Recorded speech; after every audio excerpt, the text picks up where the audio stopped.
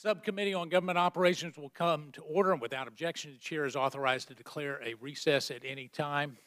The Chair notices the presence of our colleague, the gentleman from Arizona, Mr. Gozar. I ask unanimous consent if Mr. Gozar would be allowed to fully participate in this hearing. Without objection. Oh, all right. I guess he's on the way, huh? Okay, all right. He was just here. He's like a ghost of Christmas past. I want to thank both of the witnesses for being here. Nonprofit organizations that qualify for tax-exempt status under Section 501c3 must be organized and operate exclusively for religious, charitable, scientific, or other similar purposes. Clinton Foundation is registered as a 501c3, but continues to come under scrutiny for allegations of pay-to-play transactions and failure to meet requirements to retain the tax-exempt status. Today's subcommittee will examine the reports and allegations against the Clinton Foundation in related to allegations of pay-to-play activities. This subcommittee will also hear testimony from whistleblowers alleging the abuse of the charitable organization's status by the Clinton Foundation. And just recently, the Clinton Foundation was back in the news due to a sharp decrease in donations from fiscal year 2016 to fiscal year 2017. The donations to the foundation were $63 million in 2016 and only $26.6 million in 2017. Now, this represents a 58% decrease in the span of one fiscal year and corresponds with, obviously, Secretary Clinton's loss in the 2000 presidential election. Now, several reports suggest that the decrease in donations could reflect a pay-to-play activity in the years prior to the decline in donations. The numerous pay-to-play reports and allegations has led Congress to call for a special prosecutor to investigate the Clinton Foundation. In response, former Attorney General Sessions appointed U.S. Attorney John Huber to investigate the alleged wrongdoings by the Clinton Foundation. Mr. Huber was asked to join us this afternoon and update the committee on the operations and progress of his investigation, and unfortunately, DOJ has been unwilling to make him available. Now, I find this not only frustrating for me, but frustrating for the American people. If indeed a special prosecutor was not appointed and Mr. Huber was supposed to take that role, then why indeed have we not heard from him publicly in almost 9 months? And so, sadly, we will look at his loss of testimony today as perhaps an indictment on his inability to provide transparent oversight testimony before this committee. Now, the IRS was also scheduled to attend for this 501c3 registration oversight and the potential claims of the whistleblowers. And sadly, Mr. Horton was unable to attend due to a death in his family. This is certainly recognized as a legitimate excuse, and my thoughts and prayers go out to him and his family in this tough time. But we do have with us today Tom Fenton, President of Judicial Watch, who will be testifying here today about the body of work that he is conducting as it relates to the use of Clinton Foundation as a vehicle for pay-to-play transactions. And finally, Mr. Philip Hackney, an associate professor of law at the University of Pittsburgh. He rounds out our first panel and will discuss the allegations against the Trump Foundation that we have where there has been the subject of media reports as well. The committee has also received over 1,300 pages of documents from the whistleblowers' claims that they've submitted to the IRS. These documents are part of a larger 48-page whistleblower claim submission with 95 formal exhibits, as much as approximately 6,000 pages of documents, and the claims allege abuse of charitable organization status by the Clinton Foundation. To further discuss their claims, we'll be joined by Mr. Lawrence Doyle and Mr. John Monahan on a separate panel following our current witnesses. I'd like to thank everyone for being here today and look forward to your testimony. I now recognize the ranking member, my good friend, Mr. Conley, for his opening statement. Thank you, Mr. Chairman. And this, I guess, may be your last hearing? as chairman of the subcommittee. And well, I'm glad you added the last part of that. I certainly look forward to working with you again in the new Congress. Unfortunately, I don't really look forward to working with you today. You know, here we are a few weeks before Christmas, and my Republican friends are regifting an old trope that needs desperate reworking. They've found nothing, but that doesn't stop them from trying to do it again. And of course, Mr. Cummings and I have repeatedly requested that we have witnesses from the Trump Foundation and from FACTS, Mr. Whitaker's foundation, before us. If we're going to be looking at nonprofit foundations, let's actually look at some that have outstanding allegations, including a pending criminal investigation against them, unlike the Clinton administration. So let's look at this latest so-called set of allegations with respect to the Clinton Foundation. This next panel has two private individuals, both Republicans, the panel after this, who will explain how they submitted a complaint to the IRS and the FBI against the Clinton Foundation. They have already conceded that they are not whistleblowers. Instead, they are would-be plaintiffs in a lawsuit seeking to make money. That's not a whistleblower. They also admit they have no firsthand knowledge of any wrongdoing. Their first claim is that internal reports issued a decade ago suggest that there were mismanagement challenges at the foundation. These internal reports were already leaked by WikiLeaks long ago. The Clinton Foundation commissioned these reports internally, voluntarily, and then made substantial improvements to address their findings. That's neither a scandal nor new. Next, they claim there was a quid pro quo between the Clinton Foundation and its donors. But that's not what these reports said. They said some employees raised concerns about donors who, quote, may have an expectation of quid pro quo benefit in return for gifts. No evidence exists of any such quid pro quo, but rather employees who said some donors might have had expectation, even if unfulfilled. Nevertheless, that doesn't stop some from trying to smear, yet again, the Clinton name. Next, they will report on a secret interview they conducted with the chief financial officer of the foundation, Andy Kessel, during a breakfast in 2016. They claim Mr. Kessel made statements criticizing President Bill Clinton and the foundation. They claim that Mr. Kessel stated, and I quote, "I know where all the bodies are buried," unquote. My Lord. But Mr. Kessel denies saying this. And all we have to contradict him is a one-page summary submitted as part of the complaint by these Republican litigants in the lawsuit. So what did the IRS and FBI do with the complaint? The IRS rejected it. According to the testimony of these two gentlemen, the IRS sent them a denial letter. They said that they have appealed, but they've refused to give us a copy of their original complaint or their appeal. How about the FBI? Well, apparently the FBI interviewed the Clinton Foundation CFO last year, but like the IRS, took no further action that we know of. The chairman invited the Justice Department to be here today. They refused to come. The Trump Justice Department refused to send someone to this hearing. I will agree with the chairman. When a request is made by this committee to the executive branch, it should always be honored unless there are extraordinary circumstances. But I suspect one of the reasons they're not here is because there's no they're there. And they don't want to have to testify to that fact, given the pillaring President Trump has engaged in with respect to the Clintons personally.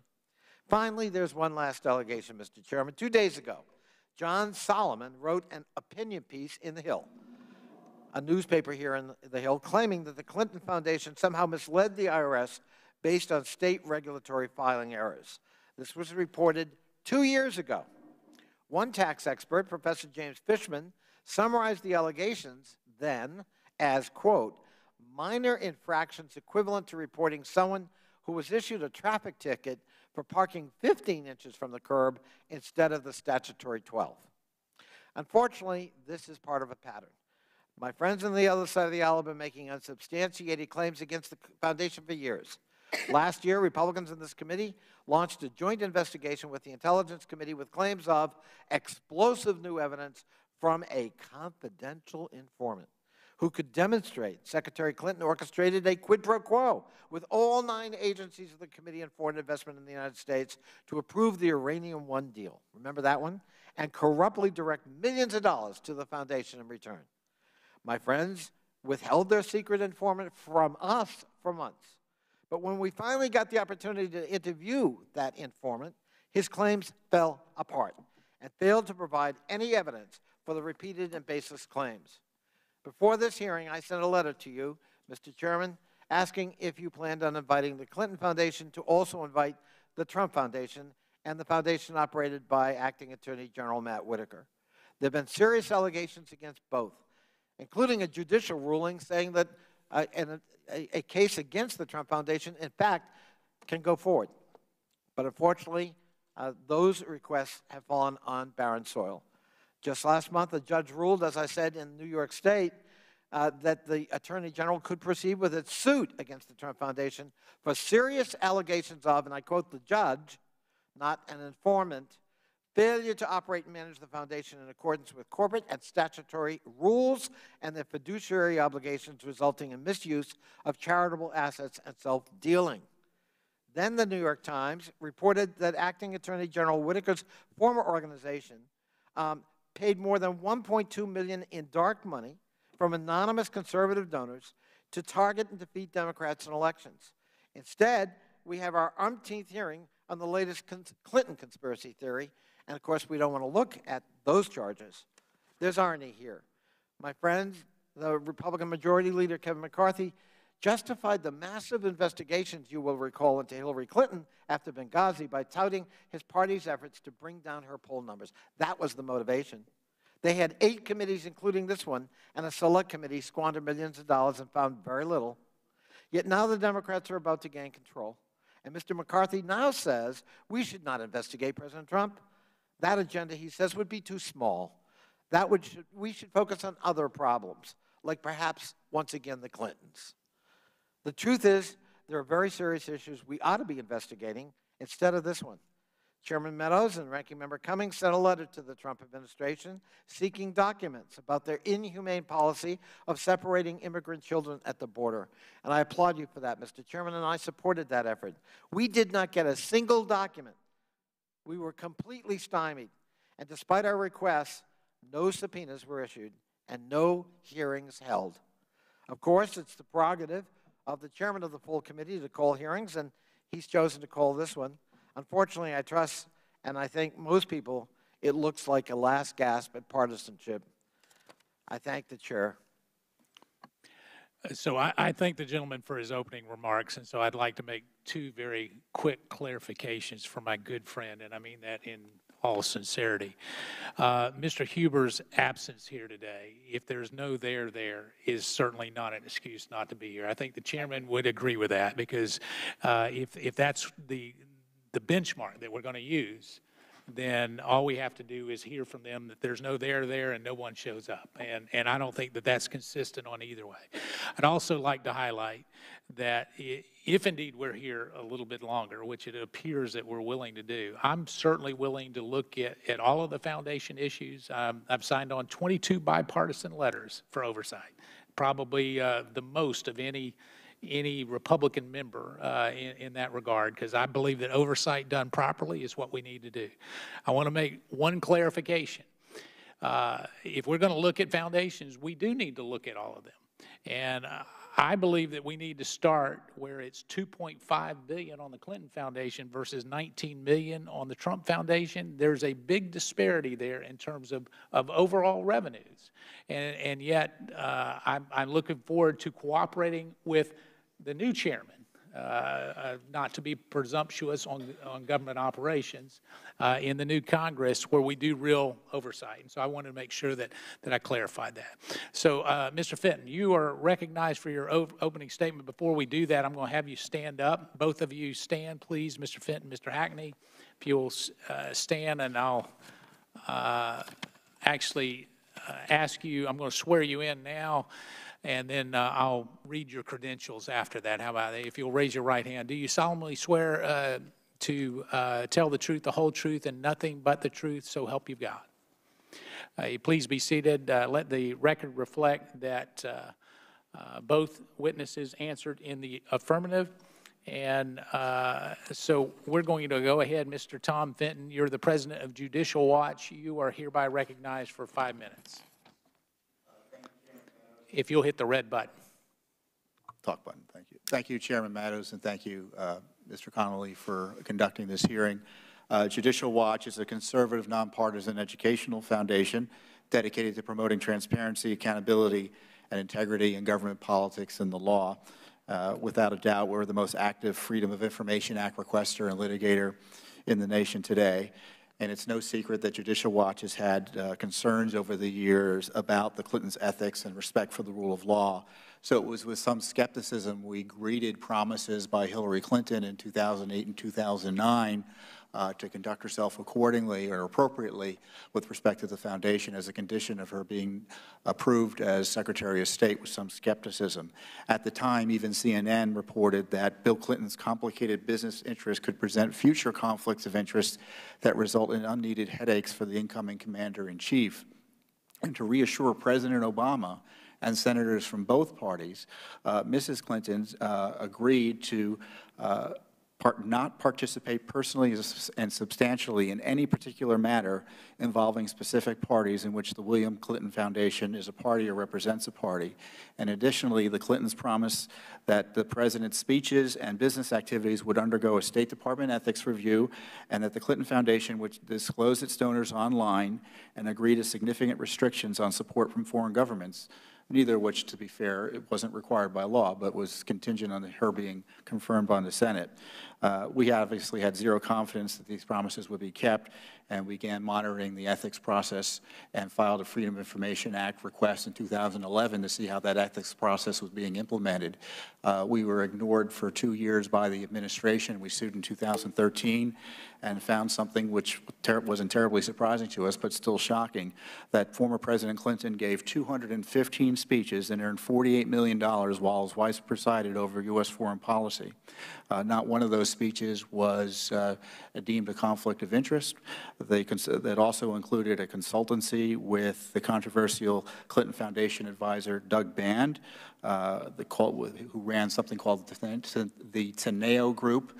That consultancy ended after Teneo was caught up in a failed investment firm known as MF Global. State Department legal advisors approved Bill Clinton's speeches in China, in Russia, Saudi Arabia, Egypt, the UAE, Panama, Turkey, Taiwan, India, the Cayman Islands, and other countries. The speeches, the approvals were routinely copied to Cheryl Mills, Hillary Clinton's senior counsel and chief of staff, who had been a foundation official, had negotiated the ethics agreement, which raised, again, conflicts of interest issues as to why she was involved in this process at all. The documents also show that Mr. Clinton received a staggering sums from Saudi benefactors, specifically between $18 million and $50 million were raised from the Saudis during this time period. While Mrs. Clinton served as Secretary of State, Bill Clinton gave 2 speeches in Saudi Arabia, earning a total of $600,000. He spoke at the Global Business Forum in Riyadh, founded by the Saudi Investment Authority, and sponsored by the Bog Group, a commercial colossus with close ties to the Saudi family. He received $300,000 for that speech. There was one deal that was turned aside, but the exception in many ways proves the rule that this ethics process was no more than a rubber stamp to allow Bill Clinton to raise money from foreign corporations, mostly controlled or too often controlled by foreign governments. Specifically also, the documents show that he was approved to speak to something called Renaissance Capital, which is a Russian government-linked firm. that it turns out later was connected to the Uranium One issue. Again, approved without comment by the so-called ethics process in the State Department. And then we found the Clinton email server. Judicial Watch litigation, to sum up, found the Clinton email server. Our Freedom of Information Act requests and lawsuits forced the State Department to admit they had all these emails they weren't telling anyone about.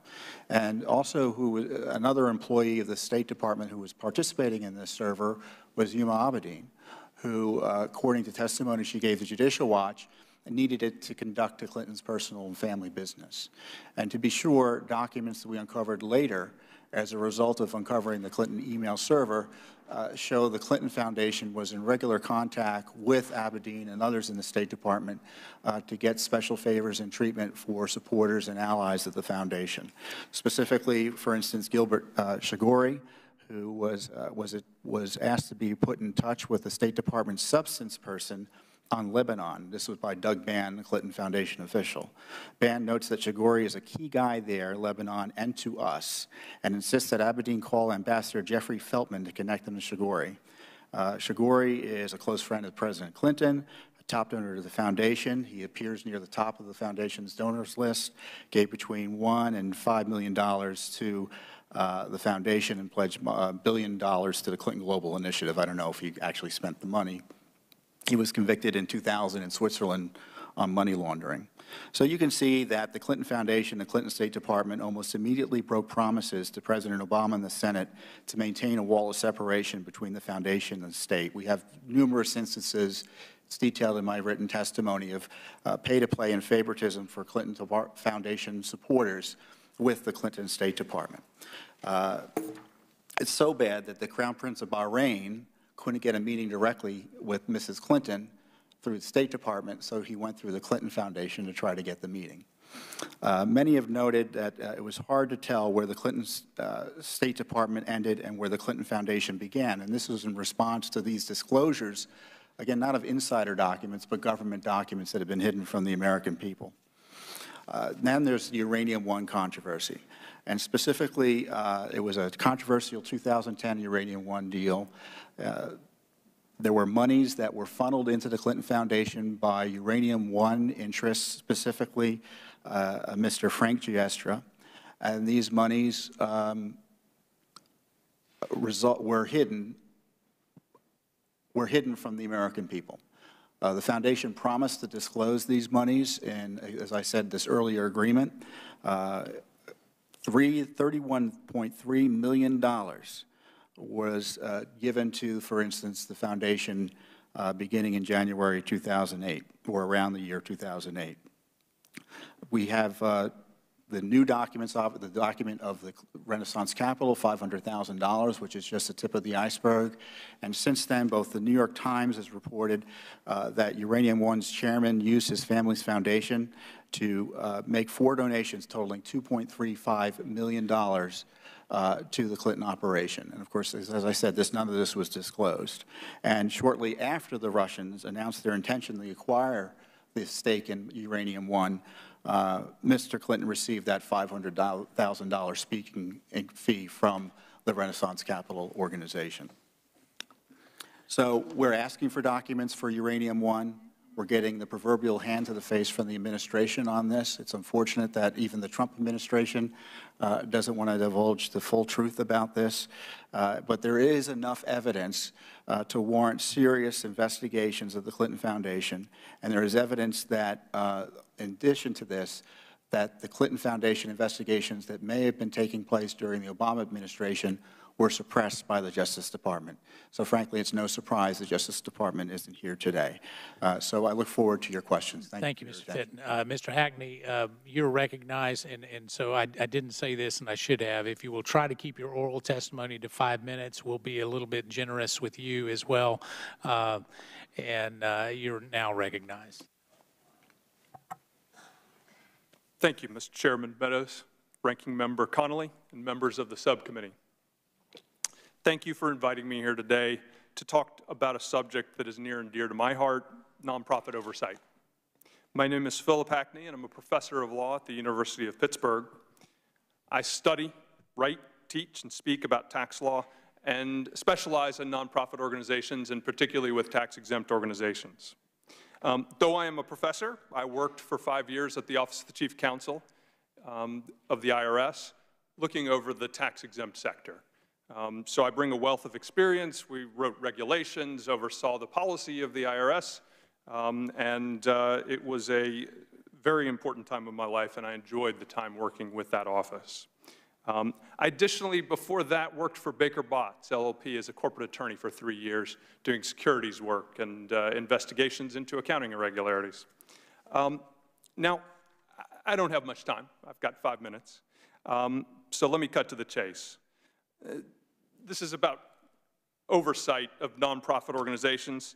The IRS, as a practical matter, is seen as the nation's primary nonprofit regulator. Though the laws enacted by Congress and the regulations implemented by the IRS and Treasury could be improved, there's a real crisis in nonprofit organization oversight right now, which is that the budget is not sufficient to allow the IRS to do the job that needs to do well. It's not there. I have some numbers that you can see in my written testimony, but I'll use one fact from the, there was a great ProPublica piece, I don't know if you saw it the other day. It was called How the IRS Was Gutted, over a period of 8 years. And I'll use one number. The IRS today has fewer than 10,000 auditors. The last time it had that few auditors, 1953. 1953. For reference in terms of the exempt organization sector, this is the folks that are watching over these nonprofits that we're caring about today. They have in the range of 200 auditors, in the range of 200 determination specialists that are looking over this sector. So while the IRS presence has shrunk, the nonprofit world has gotten much bigger in that same period of time. There's over $3 trillion of assets in that sector, and about 5% of GDP takes place in there. There are over 1.8 million organizations that the IRS is overseeing within that world. The nonprofit sector is a terrific force for good. It's an incredible, small d, democratic effort at solving our problems in our nation's soup kitchens, in our churches, and in our schools. It's important that there be good oversight of this group. They take care of Americans daily in our lives, and it matters what happens. There are those who take advantage of these organizations or direct the organizations to their own self-interest, carry out their own things that they want to do. The law should be there to stop them from taking those actions, and when I worked at the IRS, they were working hard every day to do that activity. I know folks in state offices who are working hard every day to take care of that activity. But realistically, the amount of money, the resources that are just not there. They aren't, Mr. Chairman. I'm not certain what this subcommittee has in mind, hopes to accomplish through this hearing. A hearing on nonprofit oversight could do real good for this community. I see newspaper stories every day about people taking advantage of charities, and it breaks my heart when I see that happen. If this is going to be a tit for tat, showing this foundation that's conservative did this or this foundation that's liberal did that, it ain't going to help us. It just becomes a tit for tat political effort. I'd like to see these nonprofits operating better, and I hope it can be about that. Where's the IRS? Does the IRS have the right rules? Does the IRS have the right resources it needs to conduct the oversight?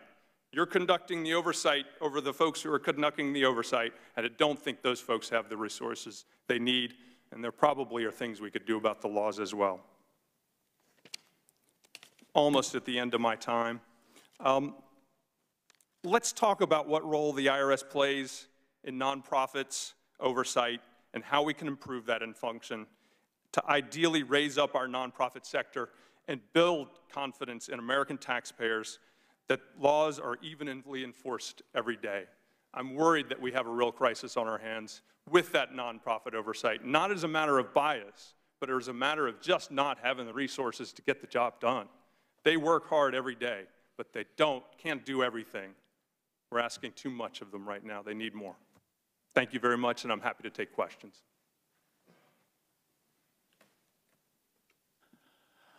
Thank you, Mr. Hackney.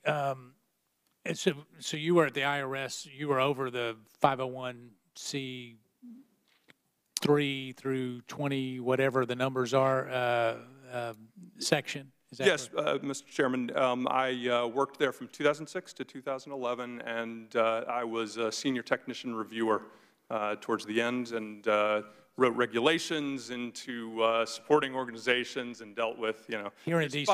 529s. Yes, I was in the national office. Okay. All right. Thank you. Your former colleagues would be really happy with your opening statement.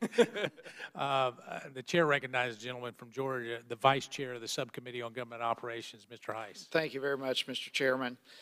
Mr. Fenton, let me begin with you. I would assume that you're familiar with the Department of Justice Inspector General report that was released in February of 2018 pertaining to Andrew McCabe and the conversation he had Yes. pertaining to the Yes. Okay. There's some interesting information that is revealed in that report, specifically a telephone conversation that McCabe had with the Principal Associate Deputy Attorney General, possibly Matthew Axelrod, pertaining to the Clinton Foundation. Are you familiar with what I'm talking about in that conversation? Yes. Okay. Can you briefly describe what that conversation consisted of? Well, according to the IG report, which I do quote in my testimony, they had this conversation regarding the Clinton Foundation investigation in August of 2016. McCabe said that the Justice Department expressed concerns about FBI agents taking overt steps in the Clinton Foundation investigation during the presidential campaign. According to McCabe, he pushed back asking, "Are you telling me that I need to shut down a validly predicated investigation?" McCabe told us, the IG, that the conversation was very dramatic. He had never had a similar confrontation before with DOJ. But prior to that, senior DOJ officials refused FBI requests to issue subpoenas on Clinton Foundation issues earlier in 2016, according to reports, and that, since then, supposedly there's been a new investigation launched, but I haven't seen any of the indicia of a serious investigation by the Justice Department yet. Well, I would agree that that was a very dramatic conversation, and McCabe said, as you mentioned there, that he had never had a conversation like this in his career at the FBI. Do you believe that this demonstrates that the Justice Department was actively trying to protect the Clinton Foundation from an FBI investigation? Yeah, it's just one of, I think, a few pieces of evidence demonstrating that the Clinton Foundation was being protected by the Justice Department, especially during that election year. These pay-to-play allegations, for instance, that we uncovered, these emails, they came out in August of 2016. Not that we timed them to come out in August 2016. That was a result of the Justice Department taking 8-9 months to release them to us, or the State Department taking 8-9 months to release them to us after they received them from Hillary Clinton and Ms. Abedin. So this was a very tricky time period, and so I can imagine there was pressure on the FBI and Justice Department to do something. What, in your opinion, would be the reason that they were trying to protect the Clinton Foundation?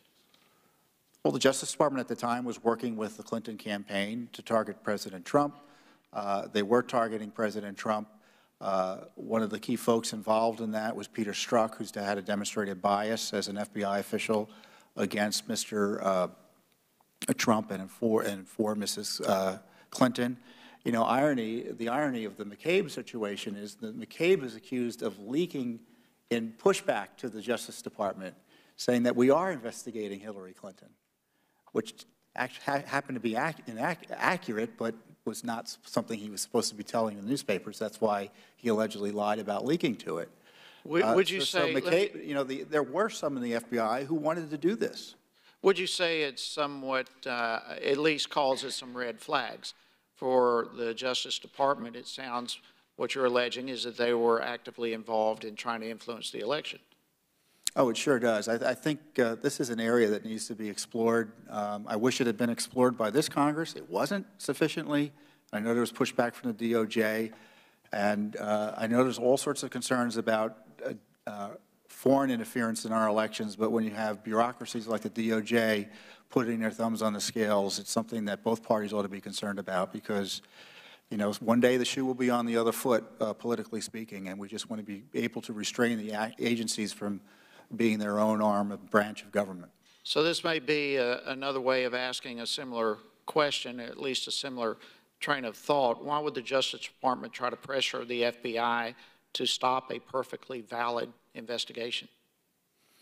For political reasons. I mean, there were other investigations that were ongoing at the time before that concerned President or then candidate Trump and Hillary Clinton. So the complaint about overt steps targeting the foundation seemed to be, well, not credible. That's why Mr. McCabe reacted so strongly. Well, I believe what you've just said is the whole reason we're here. And Mr. Hackney, although I appreciate your opinion expressing why and how we need to do our oversight, what has just been said is the precise reason why we are doing oversight. With that, Mr. Chairman, I yield back. I thank the gentleman from Georgia. The chair recognizes the ranking member of the subcommittee, Mr. Conley, the gentleman from Virginia. Thank you, Mr. Chairman. I swear, Mr. Fitton, listen to your testimony. It's like being in Alice in Wonderland. The idea that why are we here? So let's just put ourselves in context because apparently none of this is happening in the real world. We just had a sentencing hearing in New York in which the president's personal attorney was given 3 years of jail time. This isn't speculation about what someone might have done. This is a crime admitted to. And in the sentencing, it was identified explicitly that individual number one coordinated and directed this illegal activity, for which Mr. Cohen is going to jail. Not speculative, not phony informants, not make-believe whistleblowers, not smearing or hearsay. This is now in the court record.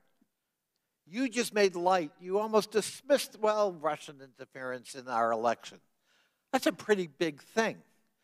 And to compare the idea of somebody putting their thumb on the scales of justice in the Department of Justice to protect the Clintons, even though there's no criminal charge to that effect, and in fact the FBI did look at it and found no there, not once but twice, Mr. Comey himself. We had Russian interference in our election. All of our intelligence community agrees with that. The FBI agrees with that. Most senior officials in the Trump administration with respect to foreign policy and law enforcement agree with that, except the president. We have criminal investigations, Mr. Fitton, not about the Clinton Foundation, but about the Trump Foundation. We have a ruling, and I'd like to enter that ruling, Mr. Chairman, into the record, from the Supreme Court of the State of New York saying there is sufficient grounds to go forward with a criminal investigation of the Trump Foundation, not the Clinton Foundation. Without objection. And we're not talking about it here because we're making a political point. Mr. Heiss says that's why we're here. Yes, why we're here is the grand Christmas miracle hope that we will distract the American public from the business at hand. That is grave and serious and undermines democratic institutions and norms. And Mr. Fitton, candidly, I would have expected more from Judicial Watch than your testimony. Mr. Hackney. Can I respond briefly? Briefly. The concern is that I made a statement, but if you wish to respond, I will. The concern is the investigation of Russia attempts to influence our policy in the United States is geared at focusing on President Trump to the exclusion of what happened, Russian attempts to try to persuade or guarantee a positive result on the Uranium One scandal, and Russian admitted efforts by the Clinton campaign to base its dossier that was used to spy on President Trump with allegations generated by Russian intelligence. Yep. So if there was a broad investigation into the full panoply of what Russia was trying to do with respect to both parties, I think Americans of both parties would be more happy with that. I think, and unfortunately, because of the issue of time, I'd be glad to give you more time later, but I would just say this committee, the Republican side, had an informant on the so-called Uranium One thing, and they held him from us for 3 months, and oh my God, this was going to be explosive testimony. And when we finally got a crack at him on a bipartisan basis, his testimony fell apart. He had no evidence of criminal activity of any kind. In fact, no evidence of quid pro quo. And here you are repeating a slander that has no factual basis behind it. Meanwhile, we have court evidence with respect to what's going on currently. Mr. Hackney, my time is limited, your IRS background. So these two witnesses, Republican witnesses who are litigants to a lawsuit, not whistleblowers, coming next, they wrote the IRS with a one-page summary of their so-called interview with Mr. Kessel. And the result, the reaction of the IRS to that request was a denial of the letter, of the request. You know IRS. Why in the world would the IRS deny something like that? How should we read that? So I won't talk specifically to any particular organization or circumstances, but in terms of thinking about the IRS assessment of any particular whistleblower claim, it's going to be a number of considerations. Particularly, did someone bring actual credible information that leads to something that returns tax dollars in some way? And they must be concluding, forgive me there, if the IRS has made that choice within the Whistleblower Act, the primary thing must be that no one is bringing something to the table there.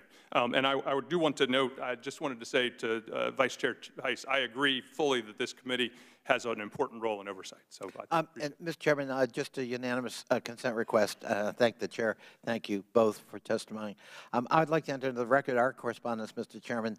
Our letter to you dated November 29th, requesting the broadening of this hearing. Your one-page response to us on December 4th, and our counter to that, our response to that on December 10th. I'd like to enter it into the record.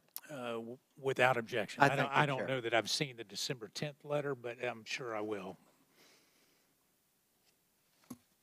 I mean, today's the 12th, so maybe it's in the mail. It's probably in the mail. I think my good friend knows I don't play surprises with him. No, I operated that. on the assumption. And that's why you get the grin that I agree with. I thank the chair. Thanks. All right. The chair recognizes the gentleman from Ohio, Mr. Jordan. I thank the chairman. I just respond to my good friend from Virginia. We're not trying to distract anyone. We're just trying to stop this double standard that exists in our culture today. There's one set of rules for us regular folk, but it looks like to me a different set if you're part of the politically connected class. And that's all this is about. And we have two whistleblowers we haven't heard from. We're going to hear from them here in a second, and we'll find out what they have to say and hopefully get to the truth. So before I come to you, though, Mr. Fitton, I want to go to Mr. Hackney. Mr. Hackney, when did you work at the IRS again? I was in the exempt organizations branch of tax-exempt government entities. At what years? 2006 to April of 2011, I got an opportunity to join the faculty of Louisiana State University Law School, and it was an exciting opportunity. Well, wonderful. We're happy for you. But you were there when the targeting of conservative groups started then, right? Apparently it did, but I was not involved in any of that. It says you were head of exempt, you advised the commissioner regarding exempt organization requirements. This all took place in the exempt organization division of the IRS. But I did not handle any. Didn't know anything about it? I did not handle. Did you work with Lois Lerner? I did work with Lois. And but you didn't know anything about the be on the lookout list or anything like that? I was not aware of those particular. When did you first find out that the IRS was targeting conservative people and this whole double standard that I just mentioned was going on right in the very division that you were supposed to be advising and overlooking? Sure, I appreciate the question. I would disagree with characterization of targeting, but I was at the meeting. Well, you don't think people were targeted? Don't believe they were. I think there was a list that had 3 terms: 9, 12, Tea Party, and conservative. If those terms come up, you got put on the list. Yeah, I absolutely appreciate the question, and You don't think there was targeting? The President of the United States I believe the IRS was doing its best to do its job and didn't have the resources and was trying to find ways of accomplishing. This isn't about resources. This is about targeting specific points of view, Mr. Hackney. I understand that. The Attorney General and the President of the United States had a big press conference when it became public and said, we're going to get to the bottom of this. They talked about possible criminal liability, and you're saying it didn't even exist in the very division that you were head of? I'm not saying it didn't exist. I'm not saying that they were not looking at Tea Party organizations, but I'm also saying that they were looking at many different other organizations, as you'll see from various reports that came out later. That is not true. That is not what the Inspector General said. And frankly, if it was just, we were looking at everyone the same, I don't think Lois Lerner would have taken the fifth when she sat right where you were sitting here today. But I got to get to Mr. Fenton in my last 2 minutes and 30 seconds here. $2 billion since 2001, right, Mr. Fitton? That's what the Clinton Foundation took in. Is that right? $2 billion? Numbers like that I've seen. 48 million in speeches, I think you said in your opening statements. That we did the math. You said like 200 something. That's like $250,000 for every single speech. He's pretty good. I mean, I've heard him speak, but that is amazing. And then you said in 2008, when Secretary Clinton became secretary, there was an agreement that I think in your testimony you said there were certain things she had to do. For the duration of her appointment, she would not be involved in all this money that the Clinton Foundation was taking in and all the speeches that her husband was doing, right? She wouldn't be signing off or making decisions about that. Is that right? Yeah. And the Clinton Foundation would disclose its donors. So there was an agreement that she worked out when she was Senate confirmed. Right. Okay. Did they follow the agreement? No. And not in my view, at least. So they had to get permission for her to be Secretary of State and continue to do all the things they did. They got permission, they got the okay, and then they didn't follow it. No, they immediately began, the foundation immediately contacted Ms. Abedin, who worked closely with Mrs. Clinton, to start getting things done for foundation supporters, as I've described. And it's not what I described, the emails. So the secretary, she kept her part of the deal, but she just had her lawyer, her chief of staff, sign off on everything. Is that sort of how it worked? Yeah, Abedin did the heavy lifting there, yeah. Yeah. You think there's a double standard right now in America, Mr. Fitton?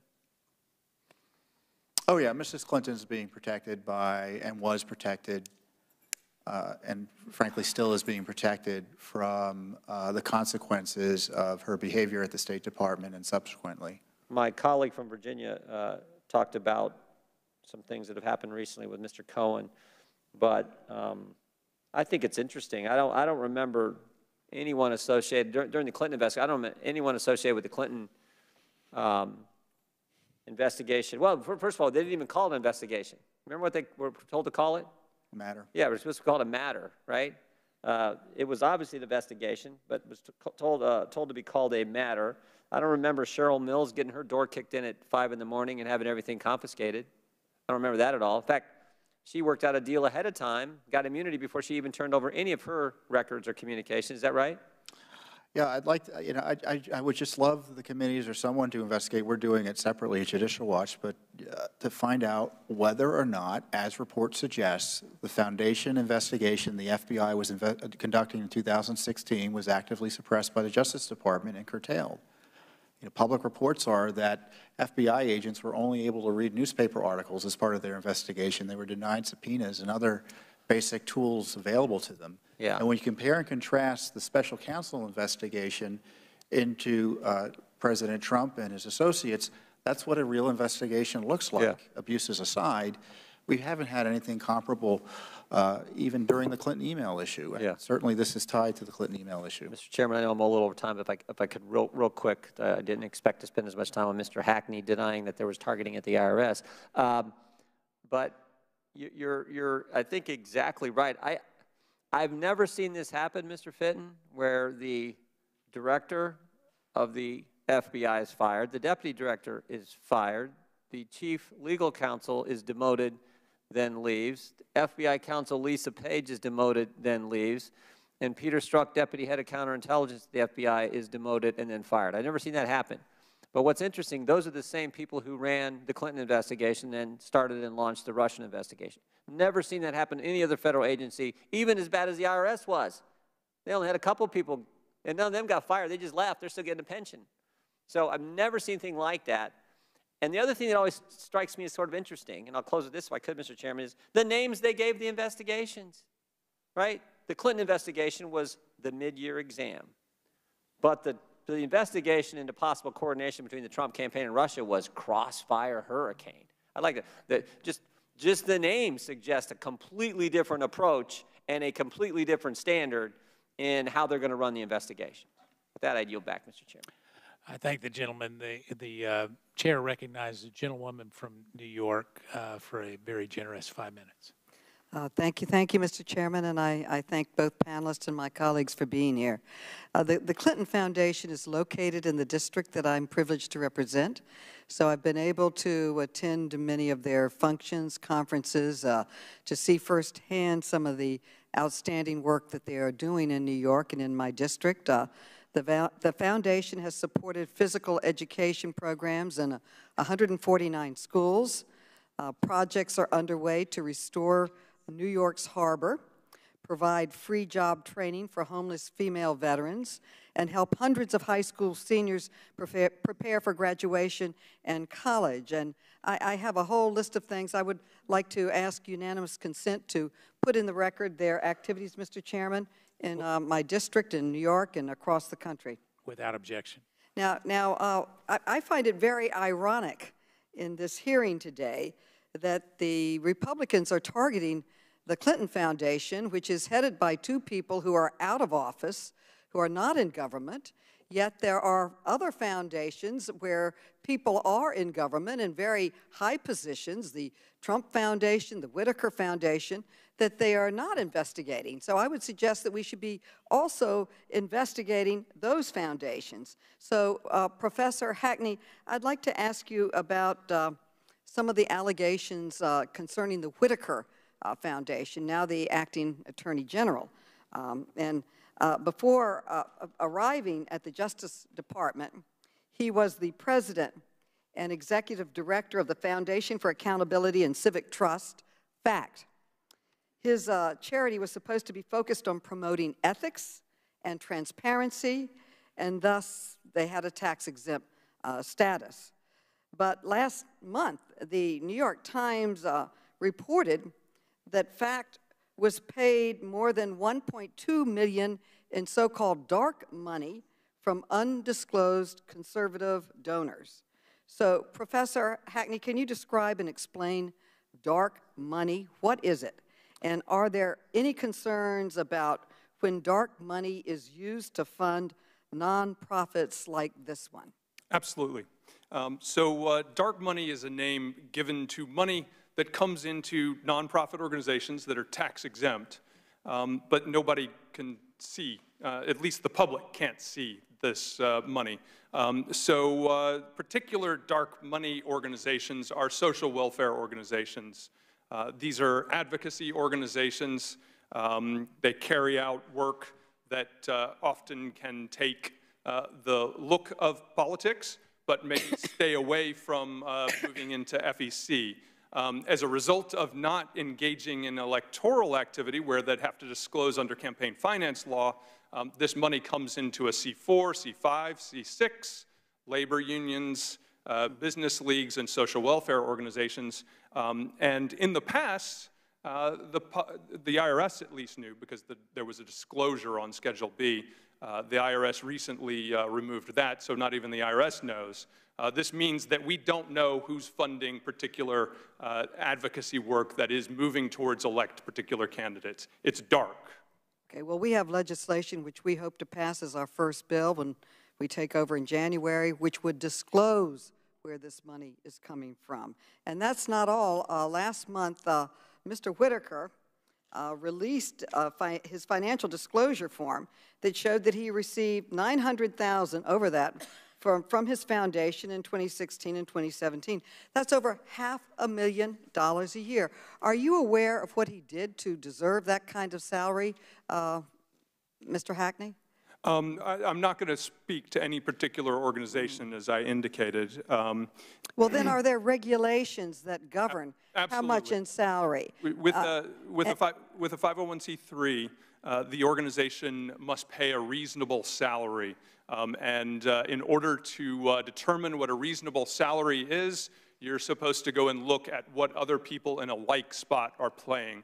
Now, this is assuming that you are doing particular work and so on. It has to be a full facts and circumstances analysis of the work. Well, can you explain what laws FACT, this Whitaker Foundation, may have violated?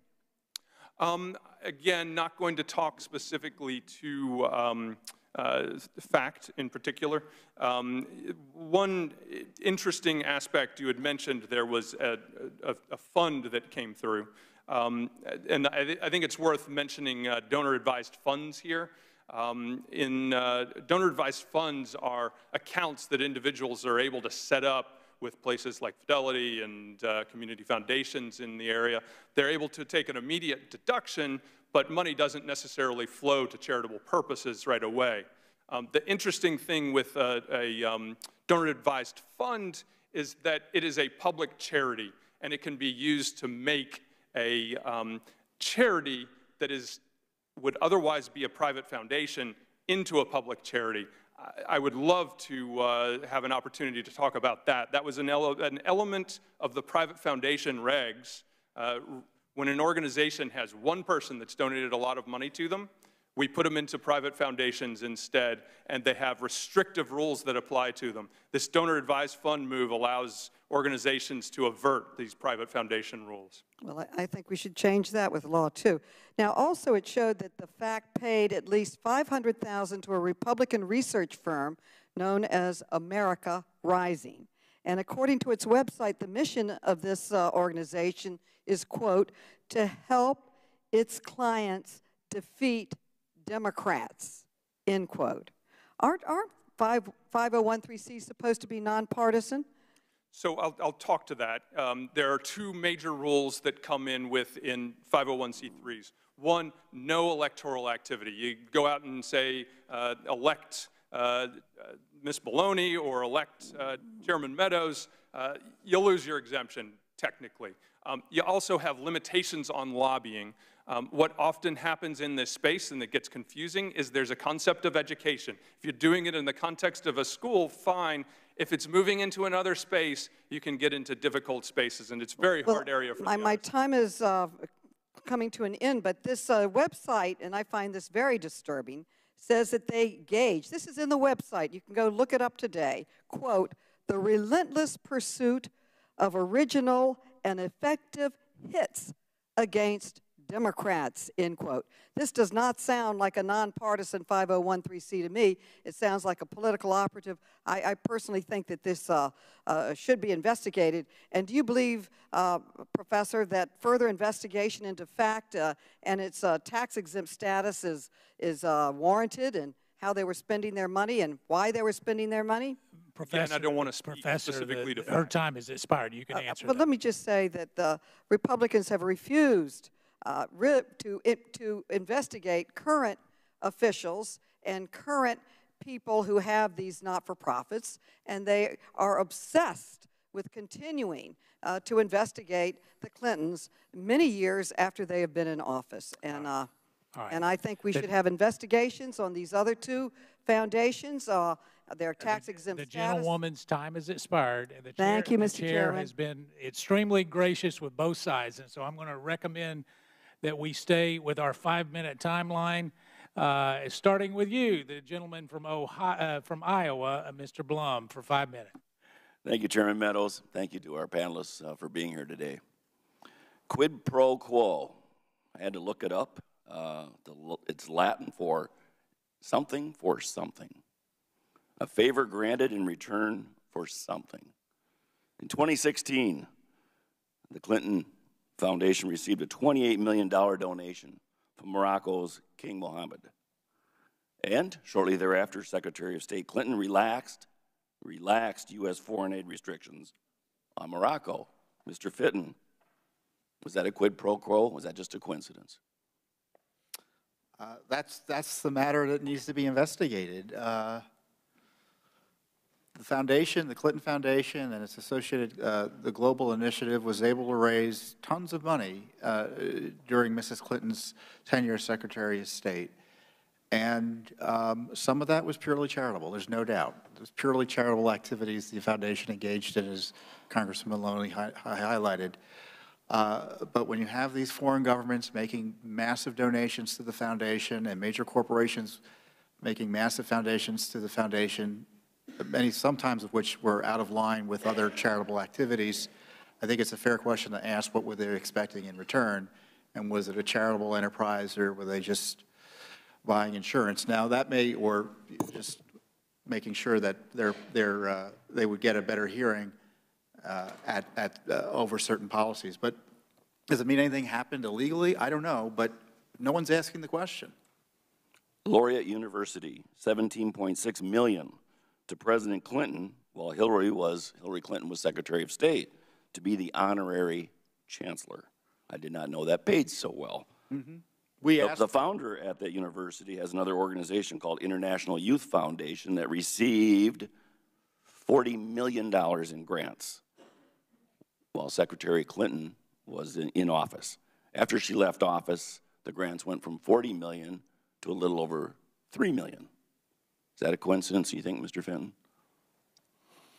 I don't know. You have to ask the question. And this is why Mrs. Clinton promised these disclosures, and which makes it so problematic that these disclosures weren't followed as they were supposed to have been.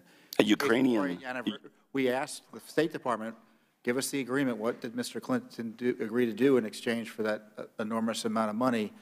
But that portion was blacked out by the State Department. A Ukrainian oil and steel magnate, Mr. Pinchuk, donated between 10 to 25 million to the Clinton Foundation.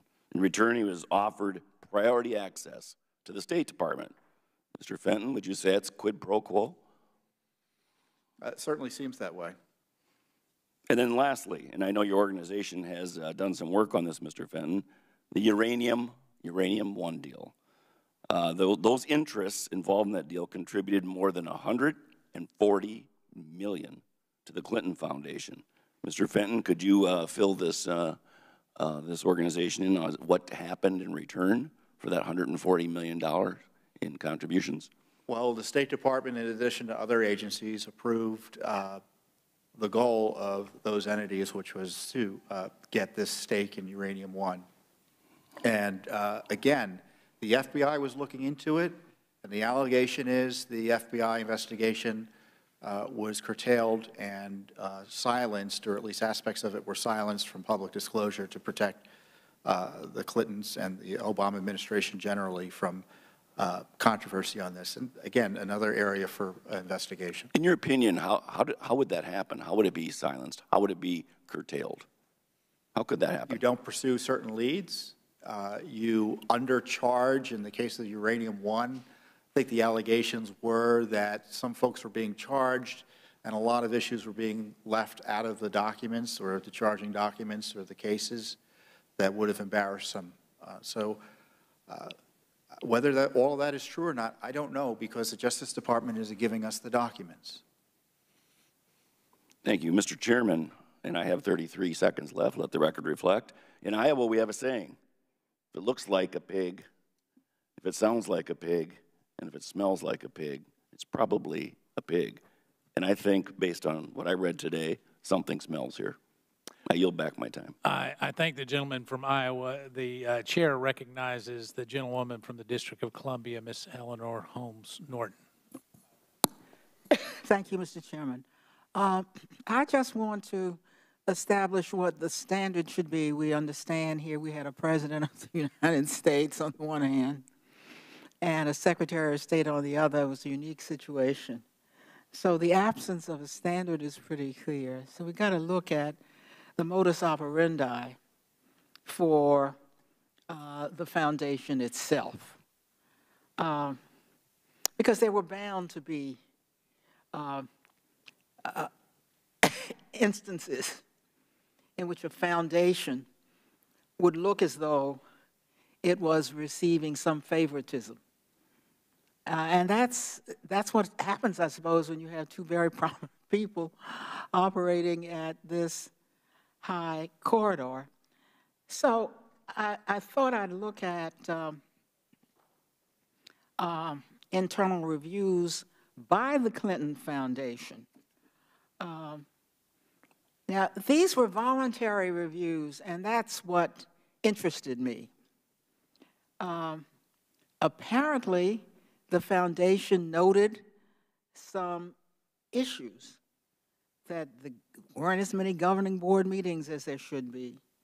There was not timely reporting of conflicts of interest. Those are the kinds of things that might have been found by some investigation, but these were found by voluntary internal reviews by the foundation itself. Here again, I'm looking for a standard as to how a foundation should act in this kind of situation. Professor Hackney, do you think the kinds of internal reviews that were conducted by the Clinton Foundation are best practices? Is that how it should be done? So again, I don't want to speak specifically to the Clinton Foundation, but as someone who actually goes out and trains directors to be directors of nonprofits, I certainly encourage rigorous and engaged discussion of a board. A board should be engaged in what's going on. The nature of various businesses is you'll have problems. I'm sure each of the members have had challenges in their organizations that they run, and it's important to do that kind of oversight. I deeply appreciate, as Mr. Heiss had noted, this committee is important. Doing the oversight is really important. It makes a difference in the functionality both of the government and the operations out there. Thank you very much. That goes well beyond my question. Yep. Now, you look at the review that the Clinton Foundation did, it's fair to ask, well, what resulted? And here I am informed that they updated their conflict of interest policy. They reformed their vetting and gift acceptance policy. I'm not asking you to look at those particular reforms in a context you don't have. But are those the kinds of reforms or changes, I apologize for this cold, that you would expect a charity to make after commissioning reforms of the kind that I have just So again, not as the Clinton Foundation, but I highly recommend a good conflict of interest policy and a good gift acceptance policy. They're critical to a nonprofit operation. So that was always, given the fact that one was the president and one was the secretary, had been the president and one had been the secretary of state, you can see how difficult this situation was. Some employees who were interviewed had, in fact, this is information the committee has received, raised concerns about donors who might have an expectation of a quid pro quo benefit in return for gifts. Again, this is almost inherent in these two high-level officials operating in the same space. On the other hand, no evidence of a quid pro quo was ever found. So I have to ask you that, let me speak as a member of Congress. I'm sure that when some give contributions to me, they have an expectation of a quid pro quo. Does that mean that I am in fact guilty of some aura of quid pro quo for accepting such contributions?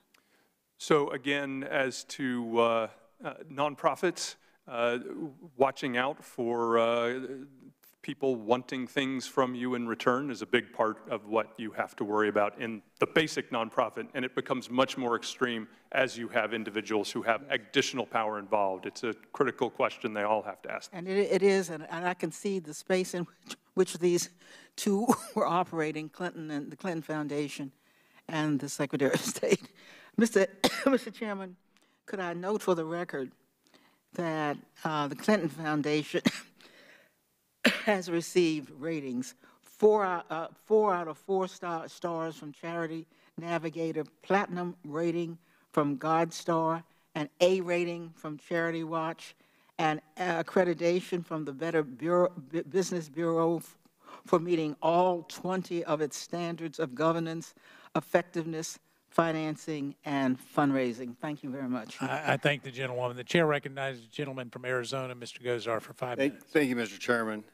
Good seeing you, Mr. Fenton. Thank you. Now, is it true that the most recent filings for the Clinton Foundation have shown a significant drop-off in donations now that they have no political power?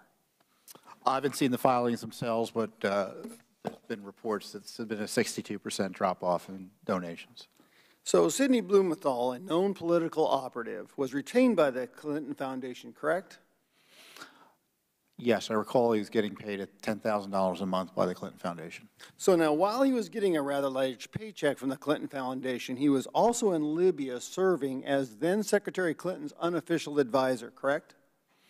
According to the New York Times and documents, I think, disclosed as a result in part by Judicial Watch's efforts, he sent Mrs. Clinton 25 memos on Libya. He was also pushing his own financial interest by trying to get contracts, correct? Yes, he worked for the Clinton Foundation and he had business concerns in Libya, it's been reported. Is there an ethical concern with a known political operative working for a supposed nonprofit that is pushing for a war that he can profit from? Well, maybe. I think the public interest here is that Mrs. Clinton promised she'd stay out of Clinton Foundation business, and she immediately and secretly started taking advice from a Clinton Foundation official, Sidney Blumenthal.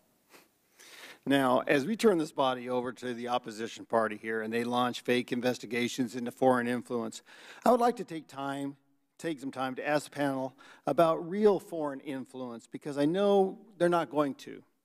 Now, we continually see foreign governments and foreign entities funnel millions of dollars to environmental groups. Two of the largest environmental groups in the world, the Natural Resources Defense Council and the Sierra Club, have received millions in grants from the Sea Change Foundation. The Sea Change Foundation itself got millions from a Bermuda company linked to Russia. As we all know, the environmental groups have undermined the energy sector in the United States. They've even got fracking banned in the cash-strapped state of New York. Now, if my friends across the aisle, the media and Mr. Mueller, were truly interested in Russian interference, would it make sense to start there, Mr. Fenton? Oh, I've seen reports about that. The Russians obviously have an interest in making sure that competitors are harmed in the energy sector, and I'm surprised it has gotten more attention, their involvement in the environmental movement here in the United States. So Russian money affecting U.S. policies that Russia benefits, it's incredible. In my other committee, the Natural Resources Committee, we're trying to investigate the relationship between the Natural Resources Defense Council and their links to Communist China government. The NRDC has gotten cozy with the environmentally unfriendly Chinese government while suing the U.S. government whenever it can, particularly the U.S. Navy and its weapon development programs. Now, I'm sure I don't need to remind anyone here that China sees the U.S. Navy as its greatest foe.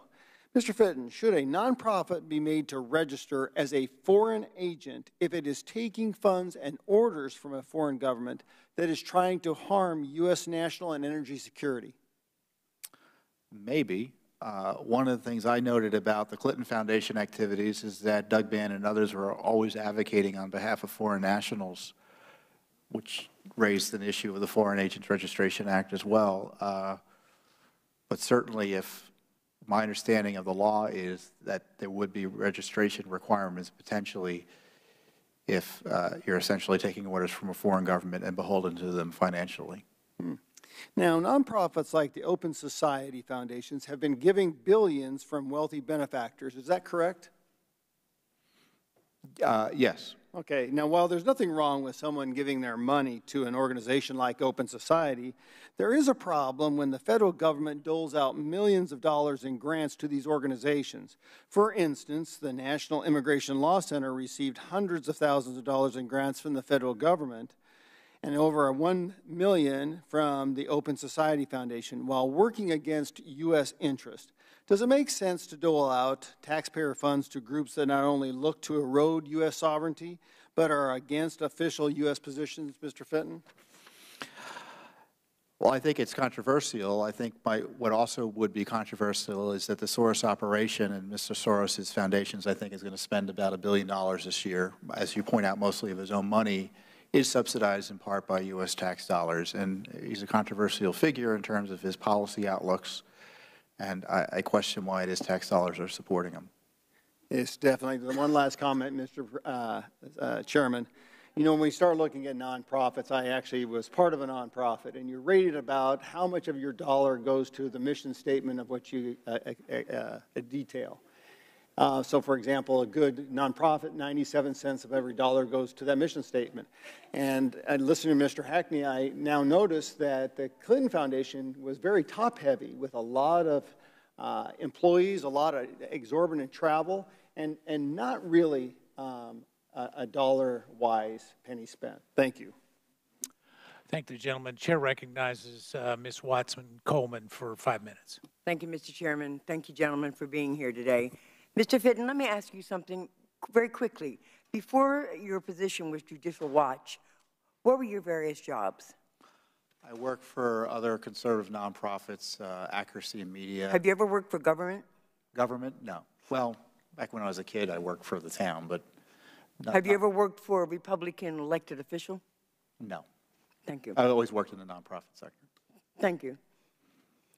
Today, we're holding this hearing again. This is another hearing in a multi-year investigation of the Clinton Foundation, completely on unsubstantial allegations. But at the same time, we refuse to do anything, not I, to investigate various serious allegations related to the Trump administration, foundation, both. Last month, the state judge in New York ruled that prosecutors could proceed with legal action against the Trump Foundation for allegations focusing on, and I quote, the misuse of charitable assets and self-dealing, close quote. Let me read from that judge's ruling, quote, the petitioner also alleges that charitable assets, primarily consisting of money donated by outside sources, were used to promote Mr. Trump's properties, purchase personal items, advance Mr. Trump's presidential election campaign, and settle certain personal legal obligations. Professor, is the judge's ruling an indication that the allegations against the Trump Foundation are creditable? I don't want to speak directly to Trump Foundation. Speak to whether or not your perspective on the judges. Yeah, I mean, when a judge finds something, that is a finding in the public record. It becomes a part of the public record. And what was your sort of reaction to this notion of self-dealing? I, again, don't want to speak specifically to the Trump Foundation. It's a major issue within private foundations when wealthy individuals put significant money and use it for their own purposes, but that's not as to the Trump. Would you agree that this foundation, this Trump Foundation, is worthy of congressional oversight? I believe the entire nonprofit sector is worthy of oversight. I think that would it's really include important. This foundation? Absolutely. Professor, on June 15th, you wrote an op-ed in the New York Times about the Trump Foundation. In that piece, you wrote, and I quote, as a former attorney for the chief counsel of the IRS, who specialized in nonprofit organizations, I believe Mr. Trump is also criminally liable for his actions. If I were still at the IRS based on the lawsuit, I would make a criminal referral on charges of tax evasion or false statements on a tax return, or both. Why specifically do you believe Mr. Trump is criminally liable for his actions regarding the Trump Foundation, and how serious do you consider the crimes of tax evasion or making false statements on tax returns? So again, I'm not going to speak to the Trump Foundation here. My writing speaks for itself, and Let me ask you a question about that. Sure. You wrote an op-ed article. You're here testifying, and there have been specific questions to you. Why are you suddenly unwilling to answer specifically regarding the purpose for which we are here today? We're not here. And the chair would weigh in on this. Let me just say that the gentlewoman makes a point. If you've written an op-ed, you can't all of a sudden, as much as I might like you to not comment on it, you can't not do that. I mean, she's asking a legitimate question. You need to answer it, Mr. Hackney. Let me go there. So charity matters deeply, and it matters deeply that the people who file returns take care to do the things that they intend to do. So, Professor. And when they take that money, and if they use it in ways over a series of years that's problematic, and they sign that return, in those instances, where it is over a period of time, I think that's significant and does warrant a discussion of criminal. So do you believe what you wrote? I do. Do you stand by what you wrote? I stand by what I wrote. Okay. In your op-ed, you also are quoted as saying, the IRS saves criminal consequences for notorious and continuous violations of the law. And the misuse of a charity for personal and political purposes over the years, as alleged by the New York State Attorney General, is in fact the type of case that the IRS goes after with criminal sanctions. What notorious and continuous violations of the law were you referring to that you believe that were committed by the Trump Foundation? And so, Mr. Hackney, her time has expired, but you can answer the question. Just very quickly, there's been a series of representatives, and I did not study up for that specifically right now, but there's been a series of representatives have used their charities. There was even one recently, I think, out of my state of Pennsylvania. I'm not positive about that, but there have been a series of ones that the IRS has brought in those contexts. Thank you. You know, Professor, you have frustrated me. I apologize. Because you are a person who has written what you believe. You are a professor. You are a scholar. You are a former IRS employee. And then you can't even feel comfortable in supporting what you've already said in writing. With that, I yield back. I do support it. The chair recognizes himself for a series of questions. Mr. Hackney, let me follow up on Ms. Watson-Coleman. How many pages of the documents the Trump Foundation and their filings have you reviewed? I've reviewed all of their 990 PFs over a long period of time. Yeah, but 990, it doesn't tell the whole story. The tax returns that the IRS has filed. I've also reviewed the public record in terms of the reports made by David Farenthold. In terms of what is their internal documents, would you be qualified to provide an audit in terms of what they've done or not done, based on the documents you've reviewed? I'm not certain of the question. Based on the documents you've reviewed, yep, would you be qualified to be able to give an opinion on an audit of the Trump Foundation? So I think you're asking, have I seen every single possible document out there? And I have not seen every possible document out there. I'm doing based on what the public record is, and that was it that I had done in that. So based on public record, you're saying that there's enough in the public record to say that there should be a criminal referral, Mr. Hackney? You know, you're a law professor. I mean, I would find that just unimaginable. I think that's different than saying that he's definitely in there. I discussed to the fact that. But my question remains: are you saying there's enough in the public domain to refer it as a criminal matter? I believe there were. In the instance where you're under oath, so I understand. And you're a law professor, so I want to see your students be able to answer this accurately. Absolutely. I believe where we know that there is a high likelihood that there have been false statements in return, and there have been choices. And how do you know that? It appears that there were false statements. Appears and know are two different words. I understand what you're saying. So you don't know. I believe based on the public record, and that was what I was writing it based upon.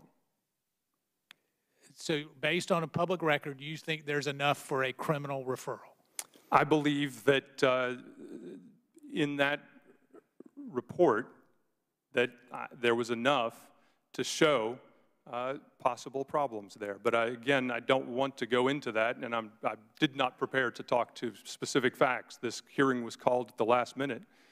And I have not had that time. Well, you as a witness were called at the last minute by the minority, so I just want to make sure that that's clear. I appreciate that, Mr. Chairman. So let me go a little bit further, Mr. Fenton. I want to talk about, everybody's talking about how great the Clinton Foundation is and how above board and A ratings and platinum ratings and gold ratings and all of this.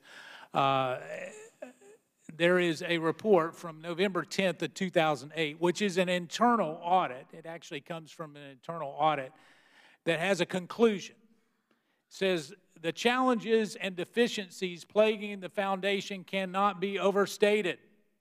They are real and undermine the organization's effectiveness immediately and more long term. To address these issues that present immediate threats, the foundation should revamp its legal and HR operations, should review its governance structure and documents, and should have an open and honest discussion with the president about the future of the foundation. Would you not find that alarming if that was the conclusion of an internal audit, Mr. Fitton? I wouldn't want to get an audit like that. So, the problem is there's another audit in 2000. Yeah, you got a microphone. Oh, there was another audit in 2011 that raised some of the same issues. Well, that's not as directly, but suggesting that. Well, that's where I was going, and I appreciate you mentioning that because that was in 2010, and then another audit in 2011, as you talk about, by a very different firm, talked about the potential conflicts of interest and the fact that those conflicts of interest policies that were suggested to be put in place. However, this is a quote, however, we did not find any evidence of the enforcement of the conflict of conflict of interest. Are you saying that in your discovery process with FOIA that there is a potential conflict of interest between the charitable mission of the Clinton Foundation and what might have been going on? Have you found that? Yes. Mrs. Clinton and Mr. Clinton and the foundation recognized those potential conflicts of interest and tried to reassure the President Obama and the Senate that they would be taken care of and disclosed. And as I said, they were either rubber stamped or key aspects of it weren't disclosed. And or in the case of Mrs. Clinton, she directly started violating her own agreement by dealing with this Sidney Blumenthal and allowing her staff to, on a regular basis, take care of Clinton Foundation interests using public resources. Mr. Fitton, is it likely, based on reports that you've seen, is it likely that the special counsel is also looking into things other than Russian collusion narratives for President Trump, based on reports that you've read? Are they looking into other matters as it relates to President Trump? Oh, yes. I would assume the Southern District investigation, the campaign finance allegations that have been raised up there were as a result initially of interest from the special Is it likely that they're looking into the Trump Foundation as well? It wouldn't surprise me. Okay. Based on your testimony, I guess what I'm trying to figure out, if the special counsel is looking at that, why would Attorney General Eric Holder not have looked into some of the issues as it related to the Uranium One deal? And why would they have looked the other way? Because apparently, according to your testimony, they did not know whether the FBI or DOJ ever alerted the committee members to criminal activity that they uncovered. And that was a quote from your written testimony. The investigation was ultimately supervised by U.S. Attorney Rod Rosenstein and Andy McCabe. Isn't it amazing how these names continue to show up? Isn't it amazing? And with that, if there's no further business before this panel, we will excuse you two gentlemen. We thank you for your testimony, and we'll ask the next panel to be set up. Thank you. Thank you very much.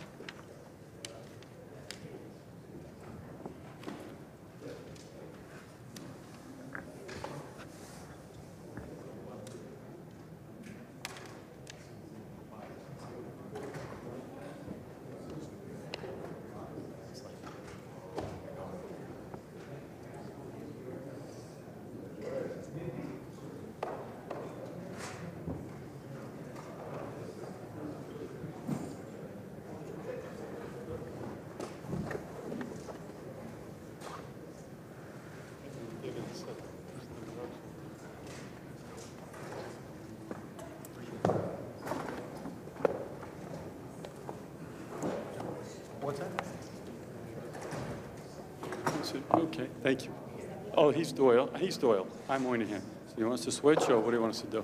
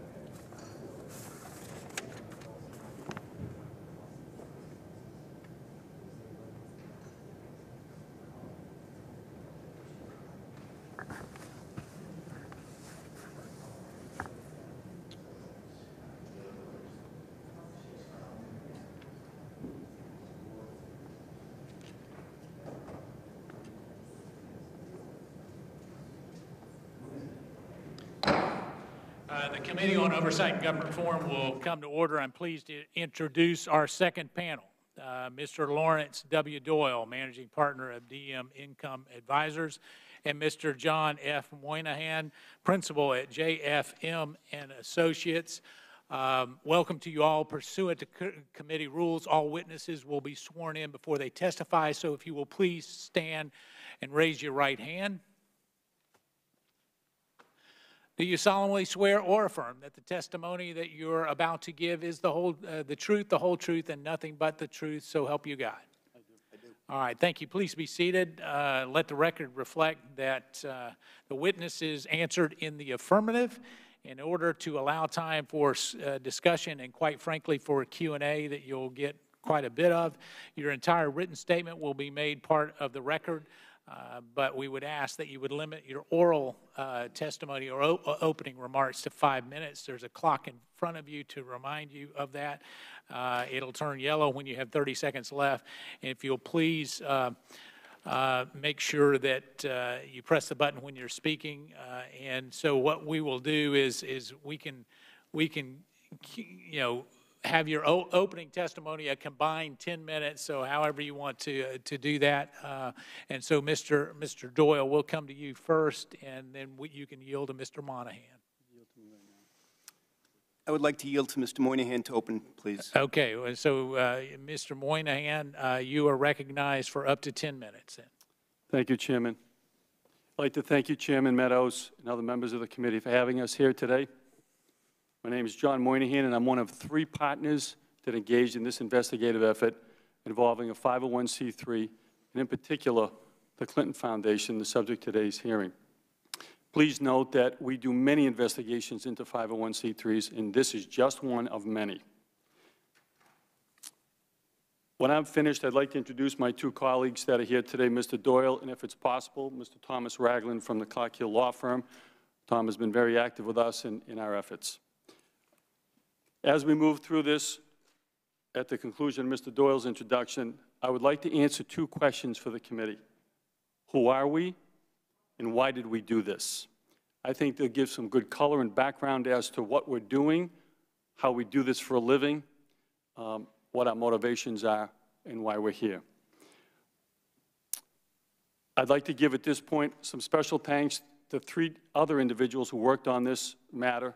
Mr. Robert Nieves, who's behind me, he was a senior SES executive in the U.S. Drug Enforcement Administration, where I worked for many years with Mr. Nieves on money laundering and financial crimes. Mr. John Shuro from the law firm of Bowditch and Dewey. He's a master tax analyst, fiduciary, and trust advisor in the field of taxation and investments. And Mr. Thomas Scannell, an attorney at a law firm in Massachusetts, who was a litigator who challenged us the entire process, our evidence, and the way we went about this to ensure the integrity of what we're going to talk about today. At this time, I'd like to yield to Mr. Doyle. Congressman Meadows and members of the committee, thank you very much for the invitation to present and discuss the topic relating to the oversight of nonprofit organizations with a specific case study on the Clinton Foundation. My name is Larry Doyle, and for purposes of background, John Moynihan and I are the 2 proudest graduates of the College of the Holy Cross. The Jesuit-inspired pursuit of the truth, competitiveness, and playing by the rules have been our calling cards and our commitment throughout John's career in and around law enforcement and mine on Wall Street. For the last 10 years, I have spent countless hours involved in literary and investigative pursuits related to regulatory failure. The comparisons I see between the subprime mortgage market, lack of ratings and regulatory performance, and the Madoff scandal to today's topics are stark. On that note, I welcome providing the following context and perspective for today's hearing. There are currently approximately 1.75 million not-for-profit organizations in our nation today.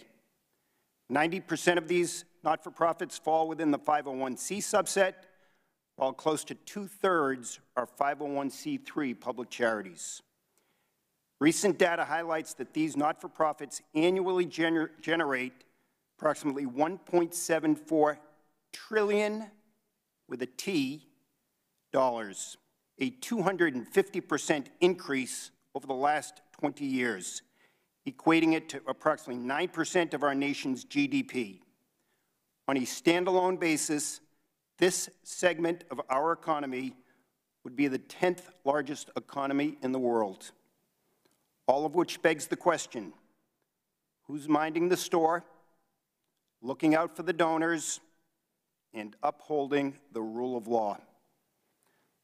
Let us quickly, do you want to introduce Tom? Yeah, at this point, Mr. Chairman, I'd like Mr. Ragland to introduce himself.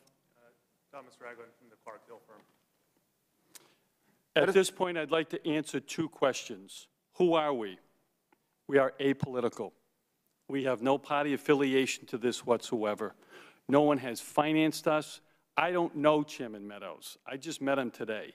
I don't know any of you people, okay? I'm happy to meet you, but we have no relationship to any of you, okay? We are forensic investigators that approached this effort in a nonpartisan, professional, objective, and independent way. We have never been partisan. We come from law enforcement and Wall Street, where each of us has dedicated our entire lives and careers to the rule of law, doing the right thing, pursuing facts. We follow facts. That's all. None of this is our opinion. I emphasize, none of this is our opinion. These are not our facts. They are not your facts. They are the facts of the Clinton Foundation. Why did we do this? This is our profession. People will ask us, are you doing this for money? The answer is yes. This is how we make a living. We do cases. It's that simple. We are forensic investigators, former U.S. law enforcement and private practice, making our living conducting these cases. We did not choose this topic because of who the individuals are or were. In fact, we applaud the efforts of the philanthropic nature of the Clinton Foundation on some of the efforts that they have done. That's not in dispute. We're not here to dispute that. Rather, we have backgrounds in 501c3 charities, including work for, both inside and outside of them. We know the risks and the frequent shortfalls.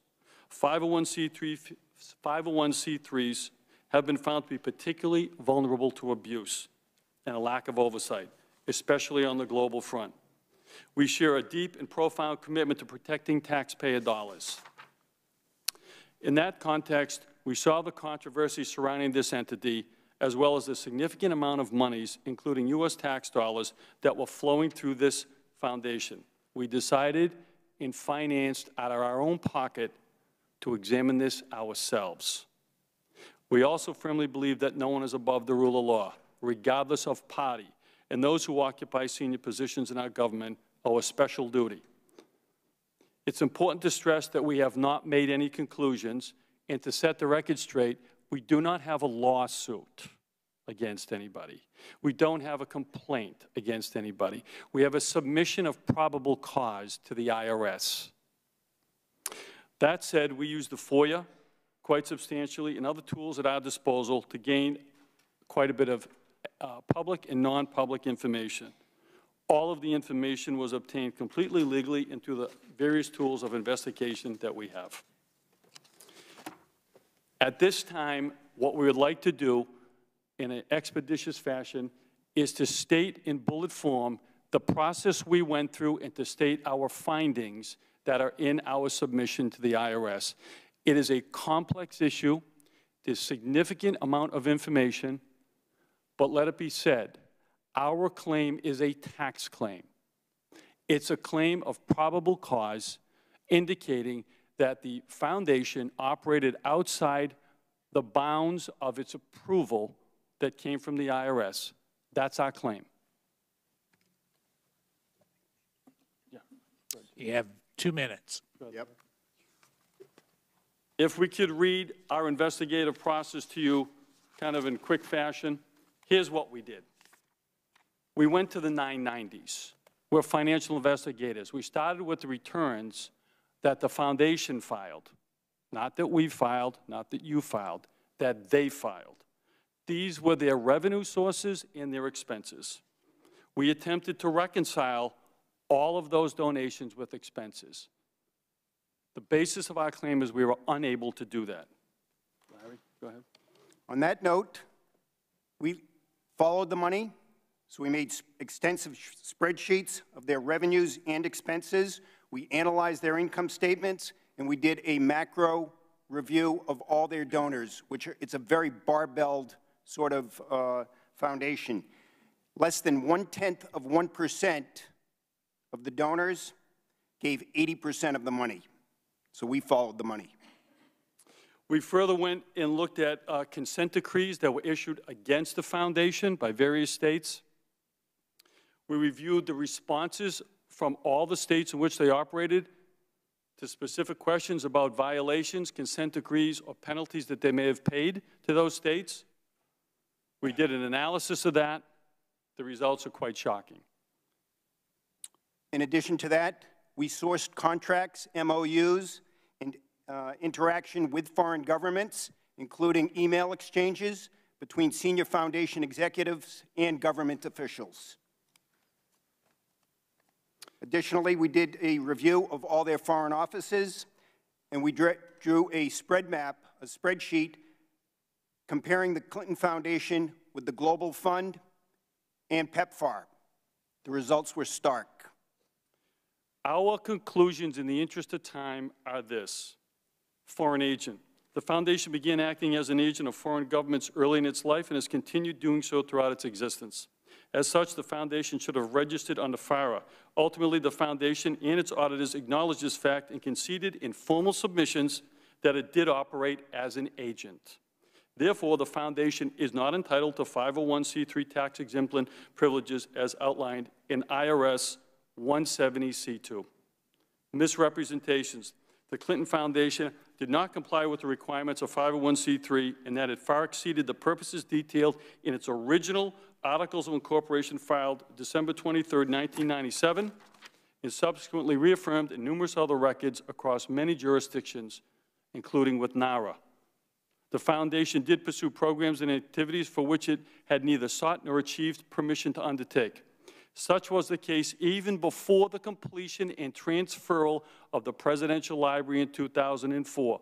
As such, Representation by the foundation to donors was a misrepresentation of the approval, organizational tax status allowing it to raise funds for the Presidential Library and related programs therein. In these pursuits, the foundation failed the organizational and operational test 501c3 Internal Revenue Code 7.25.3. Additionally, the intentional misuse of donated public funds.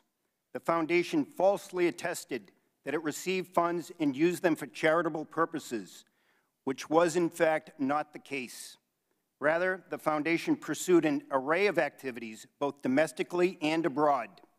Some may be deemed philanthropic, albeit unimproved, while others, much larger in scope, are properly characterized as profit-oriented and taxable undertakings of private enterprise, again failing the operational tests for philanthropy referenced above. The investigation clearly demonstrates that the foundation was not a charitable organization per se, but in point of fact was a closely held family partnership. As such, it was governed in a fashion in which it sought in large measure to advance the personal interests of its principals as detailed within the financial analysis of this submission and further confirmed within the supporting documentation and evidence section. Our last finding, donors' responsibilities. The private foundations that donated to the Clinton Foundation are themselves subject to tax payments on the donations that they made to the foundation under Code IRC 4945, unless they meet specific conditions as outlined in IRS Code 727-19-582. Completed. Thank you for your time. Thank you both for your testimony. The chair recognizes the gentleman from Ohio, Mr. Jordan. Thank you, Mr. Chairman. As you said, I didn't know you guys. I just came to the hearing today, wanted to see what you had to say. Tell me your backgrounds. Are you both accountants? No. My background, my undergraduate degree from Holy Cross, BA Economics, MBA International Finance, Old Dominion University, magna cum laude. Mr. Doyle? I I also graduated from Holy Cross as an economics major. I worked on Wall Street. I'm still involved around finance. For the last 10 years, I've spent extensive time investigating and writing about regulatory failure, including publishing a book. Okay, good. Let's go back to some of the things you said in your opening comments. You said there earlier session, Mr. Connolly said you guys were you were in the midst of a lawsuit. That's not accurate? No, that's completely inaccurate. What we do is we do an investigation under the whistleblower statutes. If you find indicia, probable cause, we have not formulated any conclusions about this. We are under the law to submit that to the IRS, that is the jurisdictional oversight for this. We've made that to submission. Whatever the IRS finds and concludes, we stand by. So you've submitted that claim or that concern you have to the IRS, what you call a probable cause submission. When did you do that? August 11th, 2017. So a year ago, a year and a half ago, almost. Okay? And why did you start this investigation? You getting someone hire you to go dig into this and figure out what's going on? No, nobody hired us to begin this investigation. We do 501c3 work. To be quite frank, you did it because if you find out there's big time abuse, there's some kind of you get paid. We do this for a living. Yep. If the Clinton Foundation was a $2.5 million issue, it would not have been economically. How many other cases have you done where you filed a probable cause submission to the IRS? How many other times have you done that? First time. First time. Mm-hmm. So how have you got paid before on this deal? Well, we will get hired by law firms who represent 501c3s that need to get cleaned up. That's what I figured. Okay.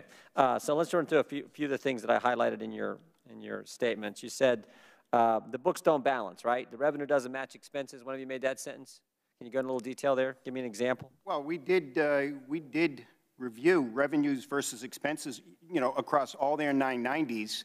It's not so much that they didn't balance, it's what would be represented. We wanted to get we did our own work, all our own work, and we created spreadsheets, and we looked at, okay, what, on a line item by line item basis, how much were salaries, how much on travel, how much on office expenses, and just created that spreadsheet, again, just to follow the money. Yeah, right. It's not about balancing. It's about what they spent it on. Exactly. Got it. got it. You also said senior foundation executives and government officials were talking all the time in emails, and there was some, I think their statement said was something, it was stark what they had to say, I think was the word you used. Walk me through one of those emails. Give me an example of that. Well, I mean, the discussions between the senior foundation officials prior to the library being turned over to the National Archives, while they were in the process of looking to launch their health-related activities, just the nature of pushing those programs. And when we looked at that, that caused concern in terms of, well, this looked to be far outside what they were approved for. Yeah. You know, so they were out there, they're talking about these health-related activities. When we read their articles of incorporation, they were approved for a library. So that to us just was an initial red flag. Can you get the committee an example of one of those emails where they're way outside the limits of the parameters of where they're supposed to be? On that specific example, we're talking about a European country that is in a dialogue with senior members of the foundation and eventually signed an MOU for cash flows to support programs. That was happening in 2002. The library, which is the only approval that the IRS gave to them, to the foundation, was turned over in 2004. 2 years before the library was turned over to NARA, senior officials are in email exchanges and dialogue negotiating an MOU between a European-based country and an African country. We have those exchanges.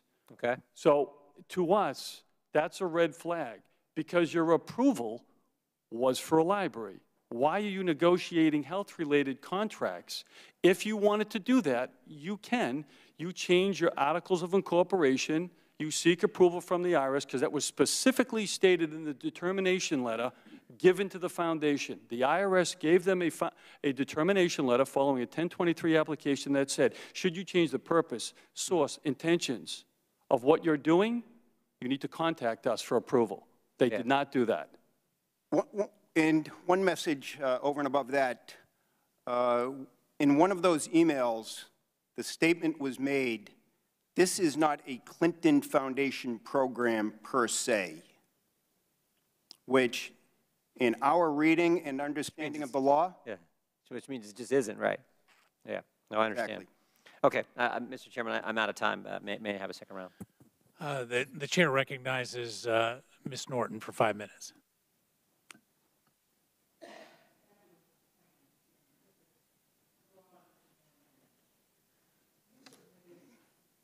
You submitted, thank you, sir, a complaint to the IRS and the FBI with allegations against the Clinton Foundation. I think you testified to that in August. That's not correct, ma'am. That is not correct. No, we submit, what it is we put together our investigative findings, and then we do a submission. It's not a complaint, it's probable cause. A complaint is a final document that gets submitted to the court, say if we're going to indict somebody or something like that. That's not what this is. We actually haven't reached any conclusions. We just are citing in our submission indicia or probable cause as to what has gone on, just to be correct. Why won't you give us a copy of whatever it is you submitted? We anticipated that question. We have this as an ongoing matter, and we don't know how the IRS will rule on that.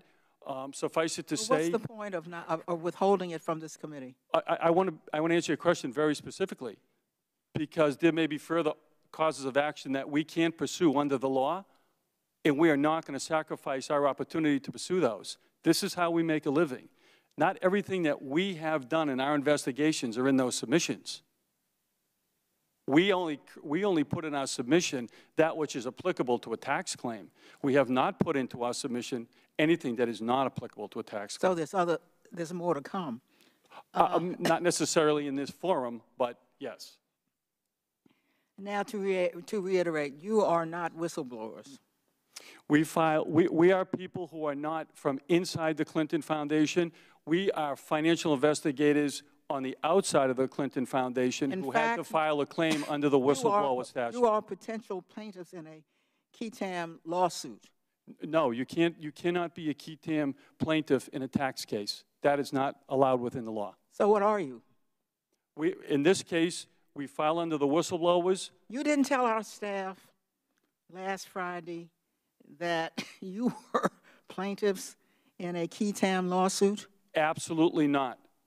That is completely incorrect. When our staff, the committee staff, asked you for copies of documents you submitted to the IRS and the FBI, you declined.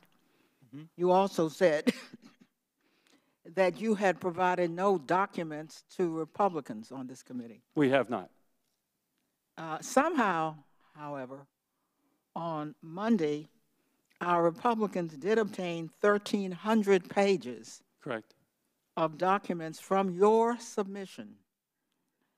When they sent them over to us, they claimed you gave Chairman Meadows' office these documents on a disk. If anybody from the They said you provided them. Did you or your attorney provide these documents to Chairman Meadows, his staff, or any other Republicans? We did not. So we're very confused. Last Monday, our staff emailed you, or rather your attorney, to ask if these documents, again, I apologize, were provided by you. He responded, Moynihan and Doyle did not provide any documents to Meadows' staff. Correct. It is my understanding that they gave the document, it is my understanding they were given those documents by a reporter named John Solomon on his own initiative. Do you stand by your statement so that your conditions is you had nothing to do whatsoever with providing these documents to Republicans? Well, that's not what you asked me. Well, then you asked me if I delivered the documents to the Republicans, and we did not. But you did have something to do with it. Yes, but you didn't ask me that. So if you're asking me now, I am. The answer is those documents following a preliminary denial letter by the IRS in which they asked for us for an appeal. We sent them the appeal with pictures of their own IRS agents working on the case. We submitted that in our appeal. Those documents we're getting contradictory information from our Republicans. Congressman, they sent us an email on Tuesday, and I'm quoting from it. We received the same 1,300 pages via Meadows' office, and they received this material from Doyle Moynihan. Doyle Moynihan were reticent to come forward and share documents. We have been treating them as whistleblowers. After we received these documents, we asked them for permission, understand I'm quoting, to share with you. Last Friday, their lawyer confirmed we were good to share these documents. Now, look, I don't understand both of these. Both of these Congresswoman, we'll explain it. We were emphatic with your staff member that both sides have the same materials, that whatever the Republicans have, the Democratic side should have as well. We are here, not right versus left. John and I, we are all about right versus wrong. Well, with regard to your question, I want to be very specific. Those materials, we later learned, was supplied to the Republican side by John Solomon. We gave materials to John Solomon in our exercise of trying to understand the playing field here, where the IRS, with its low number of personnel doing this, sends us... Why did you give him to a reporter? He's a reporter. And did you know... Why would we give him to a... Did you know that he would then give them to the committee? We did not know that. We did not know that. Mr. Chairman, I suggest that we take this matter up to clarify this confusion outside of hearings. Sure. Well, I'll be glad to do that. I can assure the gentlewoman that anything that I have, the minority has, and you know that I will not keep documents from you, and so I do want that to be clear. That Actually, we agree. As do we. As do we. Yeah. We want that. We so agree with I you. think y'all are in possession of everything that I have. We agree with you. And we want to make sure that everybody has a level playing field here. The gentleman from Iowa is recognized. Thank you, Mr. Chairman. Thank you. I think you said both of you have done extensive work with 501c3s. Is that correct? Yes. Could you tell me then what is the average percentage of donations or revenues that go to the intended beneficiaries in the average 501c3? I mean, is it 20%? Is it 80%? I don't know. A lot of the ones that we work on, to be quite frank, are the ones that have problems. Okay? So if you're asking me the question relative to the cases we've worked on, it's significantly lower than that. Not relative to the cases you work on, just for the industry. What would be? You would hope, and at least 15, maybe no more than 15% was administrative. You hope. So 85% of contributions would go to the intended beneficiaries. Yeah. 80%, somewhere in there. People got to make a living, and you can expect administration within those, but this is about philanthropy and public support for this. You got to give it to the people who need it. What was the percentage for the Clinton Foundation? Based upon the information we have from the 990s, and we do not believe that that is complete because we do not have subpoena power, that ranged somewhere around 40%, Well, I believe. actually, Congressman, if I could, it would hopefully be beneficial if I could just quickly run through the percentage breakdown of expenses, if that's okay. It'd probably take too much time. Okay, okay. Do you have an idea? I mean, grants and allocations, they gave 12%, compensation, salary, and benefits, 26%, travel, 8%, other and all other expenses, 12%. Do these percentages seem in line to you, given your expertise? Well, overall, it might have been about 40% by our calculation ended up going to programs, and 60% was administered. What happened to the revenue levels, the contribution levels of the Clinton Foundation once the Clintons were no longer in political power? What happened to them? They go up or down? Yeah, they went down, but quite significantly. Quite frankly, our analysis doesn't include that. Our analysis takes this particular foundation from 2005 right through 2015. We break it down dollar by dollar. We start with the first employer identification number issued by the IRS, and we tally that up year by year. We take the second employer identification number that was used solely for a 2-year period for the initial CHI, which from our Freedom of Information Act requirements was approximately $22 million and was not approved to do that. And then in your analysis, did you come across what appeared to be pay-to-play? I know that wasn't the focus necessarily, no, but did you come across? To be very clear, our focus is on financial analysis and whether they live within the boundaries. As part and parcel of that investigation, we did come across instances of that, but we put that into a catch-all category of just outside the boundaries. That's not really our Mr. Chairman, I'd like to yield the balance of my time to the gentleman from Ohio. You said in your opening statement, you used the term agent of a foreign government. Give me an example of that. You want to take that one, Larry? Sure. There are so many examples. Mozambique in 2002, it was a memorandum of agreement between the foundation and the Mozambique to work on their behalf through their Ministry of Health program. And again, through that engagement, it was plainly obvious, again, based on emails that we've reviewed, that this was not a Clinton Foundation program per se. They were there to support the Mozambique Ministry of Health. So really, if we want to reduce this to layman's terms, they were brokering money and they were brokering pharmaceuticals. That's the term on Wall Street we use, brokering. John uses the term agent. They were an agent of money through these donors.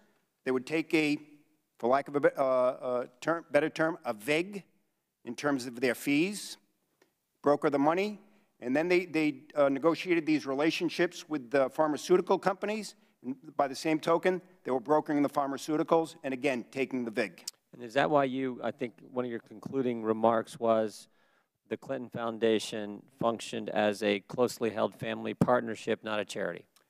Yes. The reality is the difference between public charities, private foundations, are very exact. Public charities are organizations that are allowed to solicit funds from the general public, which is what they were approved for the library. And they followed that. They solicited funds from public folks. Going along with that, public charities really don't make grants. They don't. They're the end users. They do the program.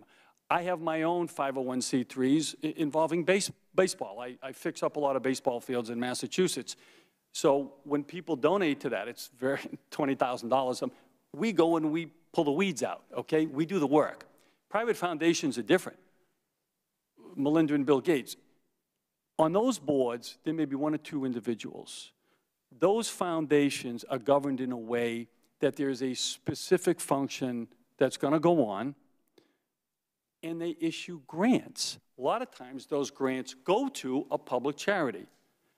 There are striking differences between public charities and private foundations.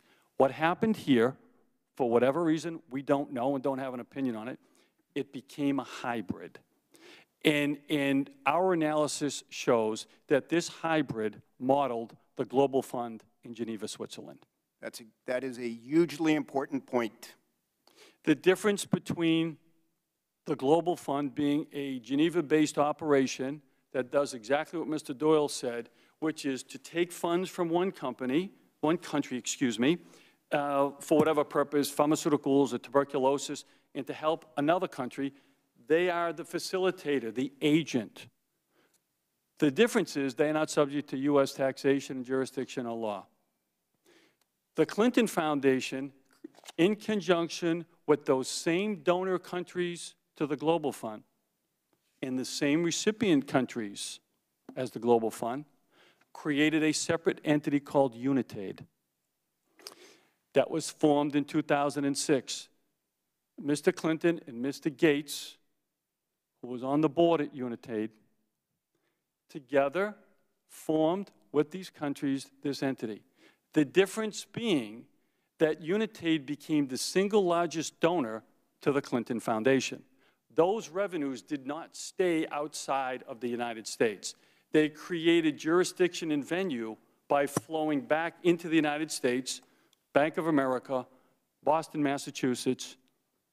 That then becomes under the jurisdiction of the governing body, the Internal Revenue Service.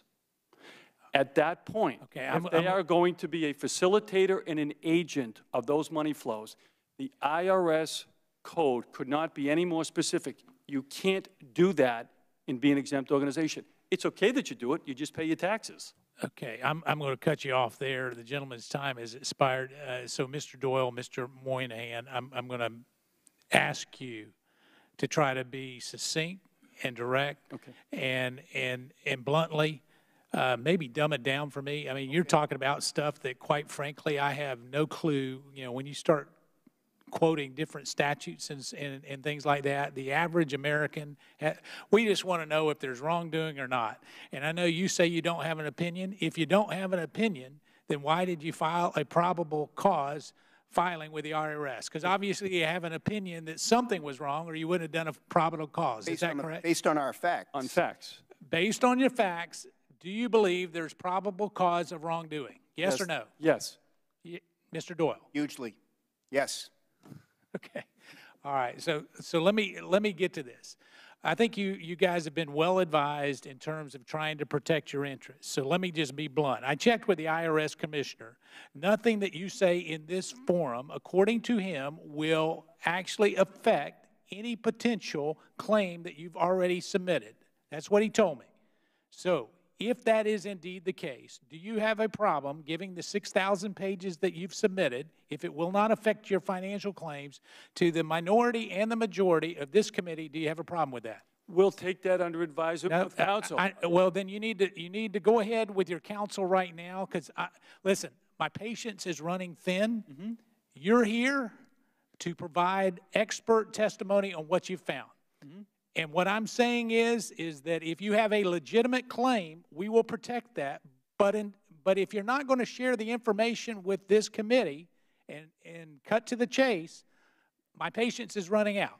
So I'll give you a few seconds to talk to your attorneys, and you can come back and decide how you want to proceed. Mm-hmm. Okay? Perfect.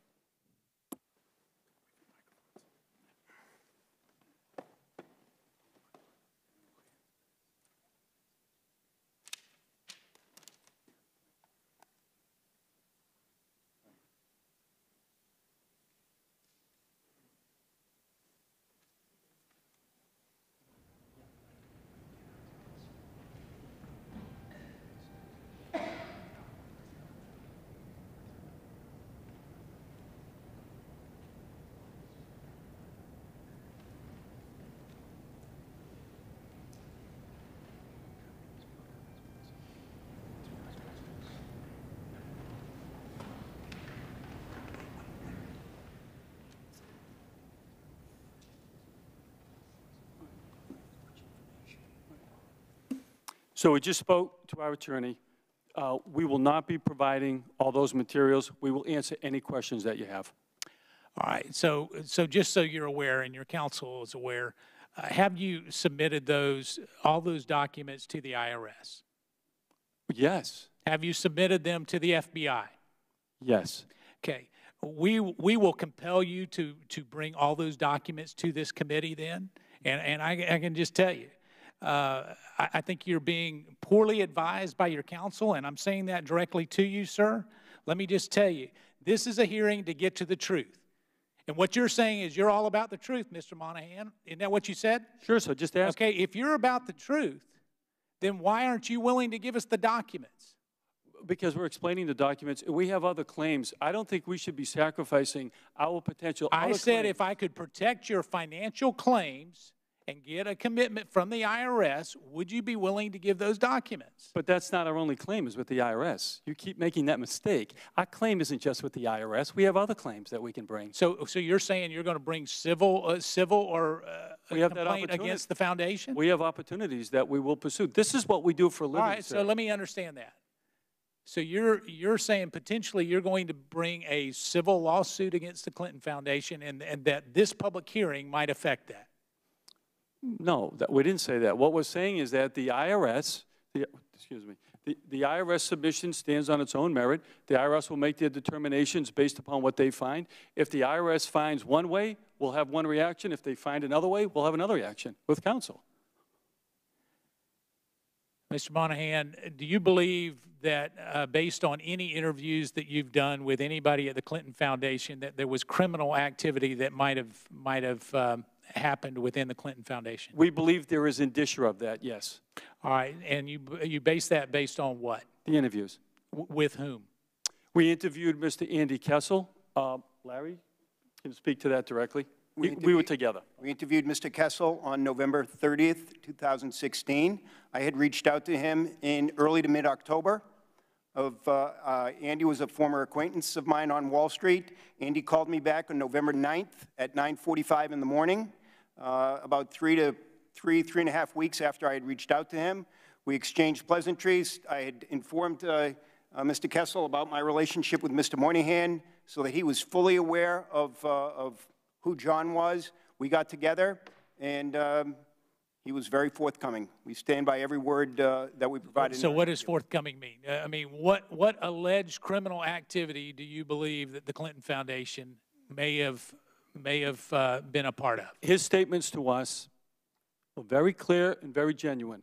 He told us that Mr. Clinton, on a regular basis, mixed and matched his personal business on an ongoing basis with that of the foundation. All right, so your conversations with Mr. Kessel indicated that there was commingling of funds between the president and the foundation. Is that correct? Yeah, expenditure of donated funds between his personal. So he would use donated funds to the foundation for personal use. Private annulment is what they would call that. That was stated to us, yes. And so were there any other criminal allegations?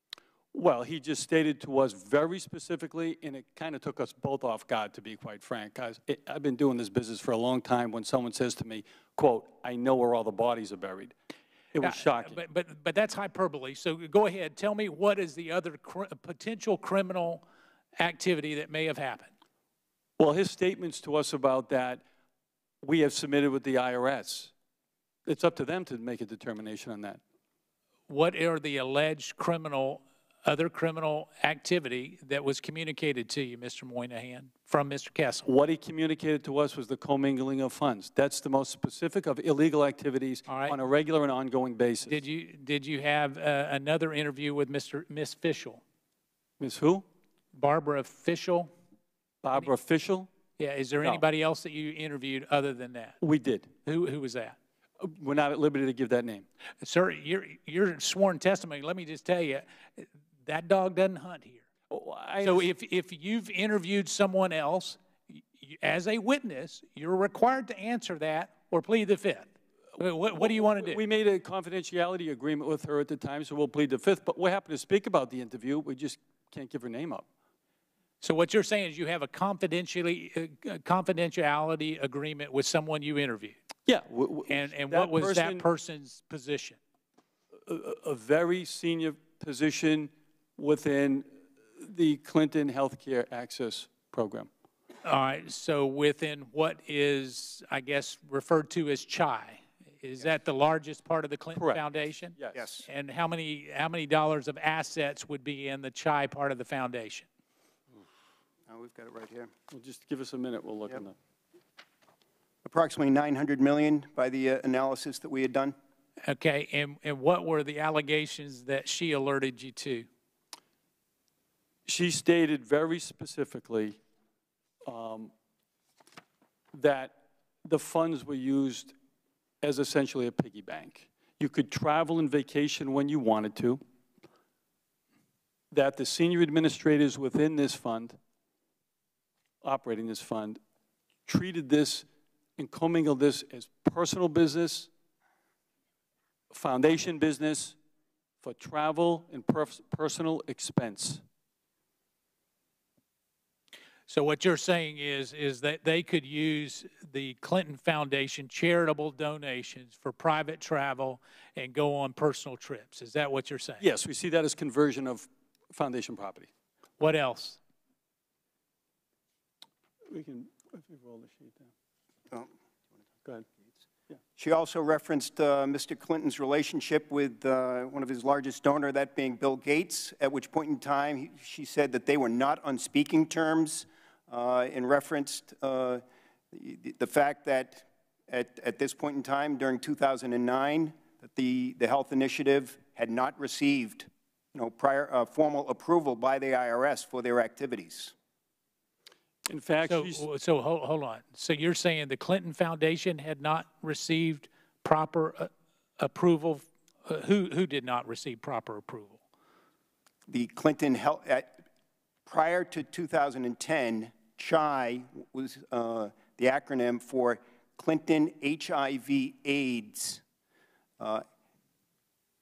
What we are led to believe from this interview was Mr. Gates telling Mr. Clinton, you need to get formal approval for this activity, which went all the way back to 2002. That's the premise of our submission.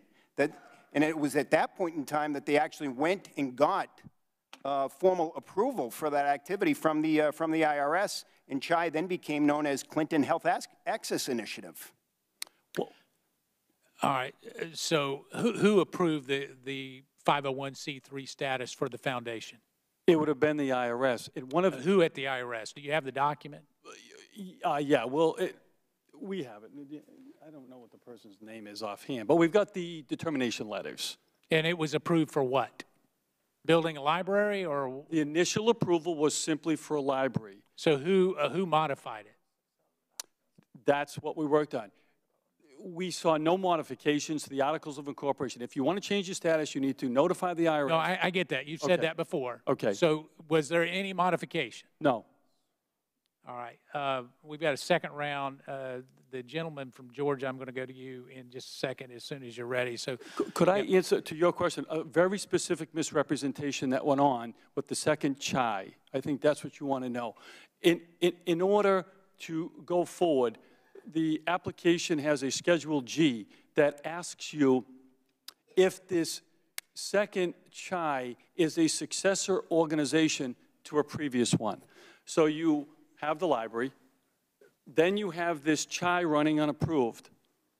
They clearly were advised, conversations involving Mr. Gates and what have you, as we've learned, you got to get approved. They go and make an application.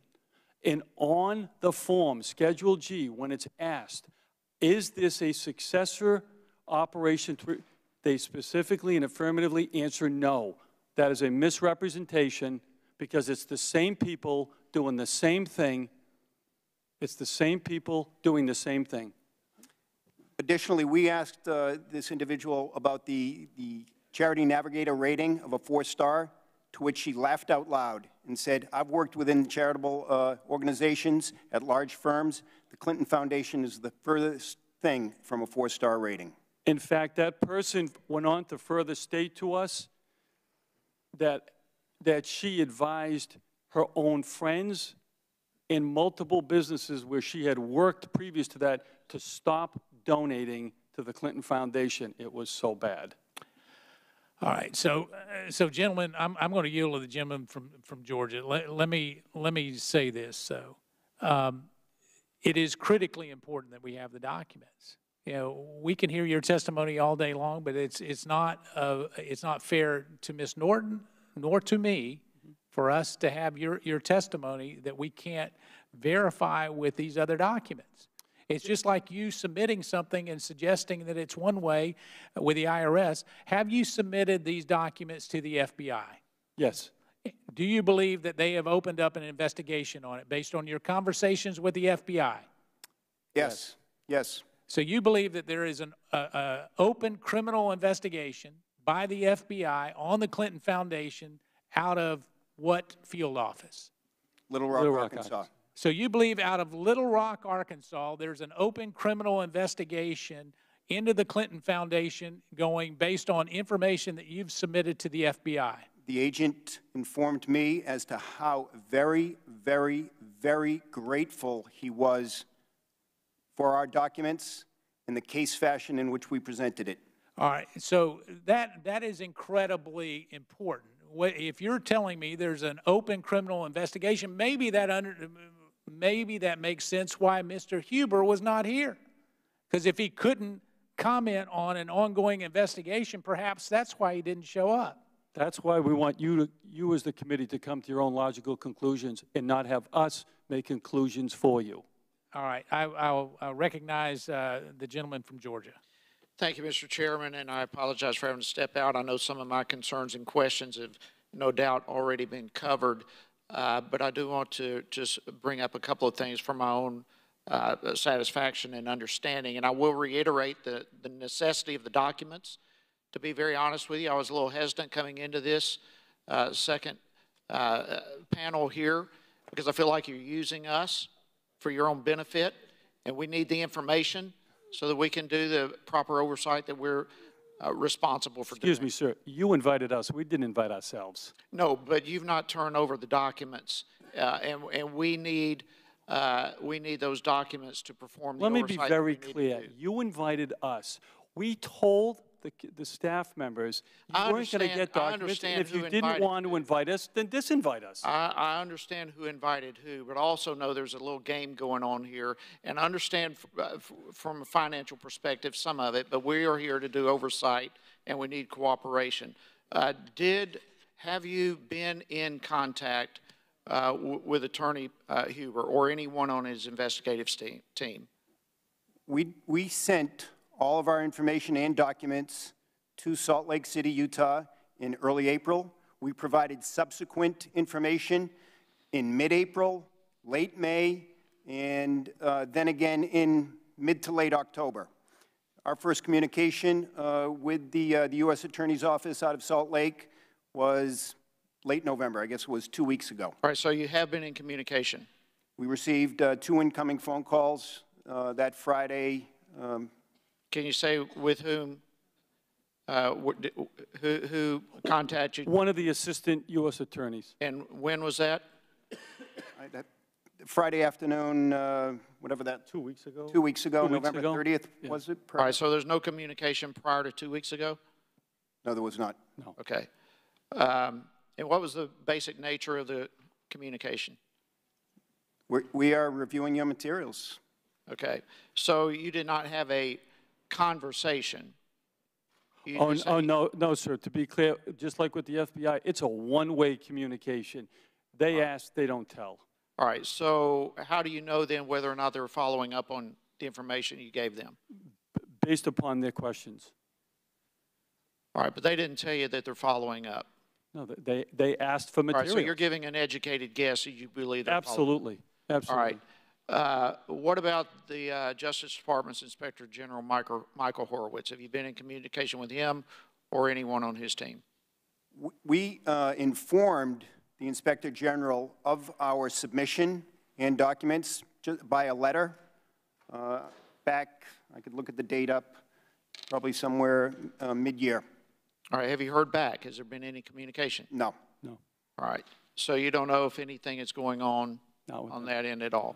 All right, in 2011, the Clinton Foundation hired an outside law firm, Simpson Thacher, that came up in the first panel, and they were talking about performing a governance review of the organization. Are you familiar with that? Yes. All right, this memo has been widely spread in the media, and you're familiar with it.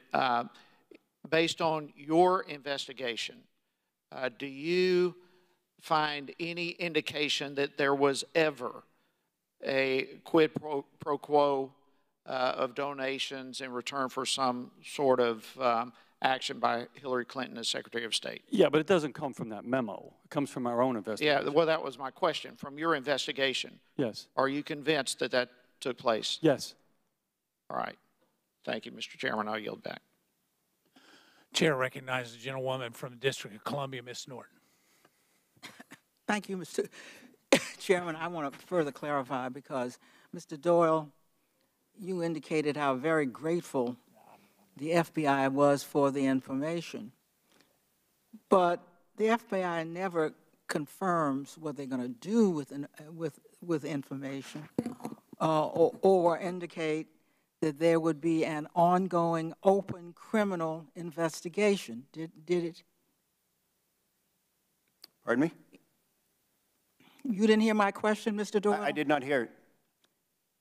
It was you who said how grateful the FBI was to receive information. Yep, yes. I am asking you whether they in any way confirmed that this information would be used as part of an ongoing criminal investigation. No, he didn't. No. I wanted just to clarify that. Now, I also want to clarify because of your own status, because you don't classify yourself as whistleblowers, right? Well, we would be an outside whistleblower, not an inside whistleblower. Are you this is a key TAM lawsuit against the Clinton Foundation. Not involving us. But What? Not involving us. We don't have a key TAM lawsuit. You are potential plaintiffs for... We will never have a key TAM tax lawsuit involving the Clintons. It's not allowed. We have a submission to the IRS. We are not adverse to the Clinton Foundation. If any action is taken, it's taken by the IRS. It's not taken by us. We submit probable cause. They determine if there's an action to be taken. We are not adverse in our submission to the Clinton Foundation. We gave them probable cause. They'll determine it. Are you seeking any monetary award? Yes. If the IRS is successful, the whistleblower statute allows for a reward for U.S. citizens. How much money are you seeking? Whatever the IRS determines. The whistleblower program has a 10 to 30% payout. We would maintain that the taxable revenue could run anywhere from $400 million to $2.5 billion. Very important to put that on the record. Just to confirm, you yourselves never worked for the Clinton Foundation. No. You have not had access to their internal files or anything of the like. No. No. Now, in your written testimony, and here's this date again, you stated that you had sent your submission to the IRS on August 11th, 2017. Correct, yeah. You also conceded, and I quote, this is important, recently we received a letter of preliminary denial of our claim. Correct. We asked you, what does that mean? And we asked you for a copy of that letter from the IRS. Why won't you give us a copy since you did receive a letter of preliminary denial? Because we're in an appeal status right now. You're appealing the denial. Yeah, so they actually encourage you, they actually say in the letter, please submit an appeal. They actually ask you, please submit an appeal as if we're wrong. So what we did is we sent our appeal in with a photocopy of the FBI and the IRS CID on their jackets removing boxes from the Clinton Foundation after they had brought a 757 down and taken all the materials out of the Clinton Foundation in Little Rock, Arkansas. We sent that with our appeal to demonstrate to the IRS that your letter coming from Atlanta doesn't reconcile with what's going on in Little Rock. Thank you, Mr. Chairman.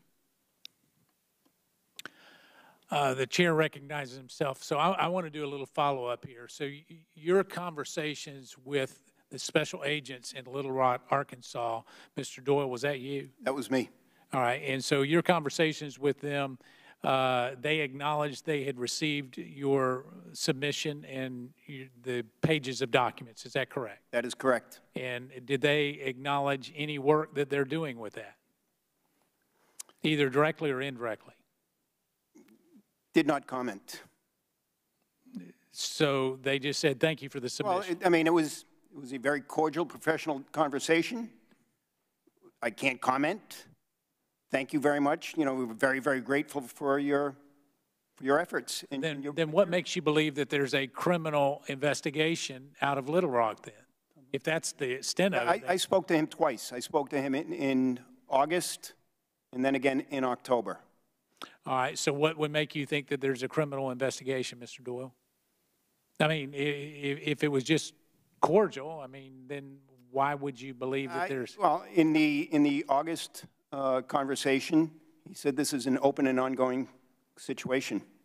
All right, so he said that this is an open and ongoing situation? Investigation or situation? Or matter? I apologize. Investigation. All right, so it was an open and ongoing investigation that he couldn't comment on? Yes. So that would indeed indicate that there's an investigation. And Chairman, look, I worked for the DEA.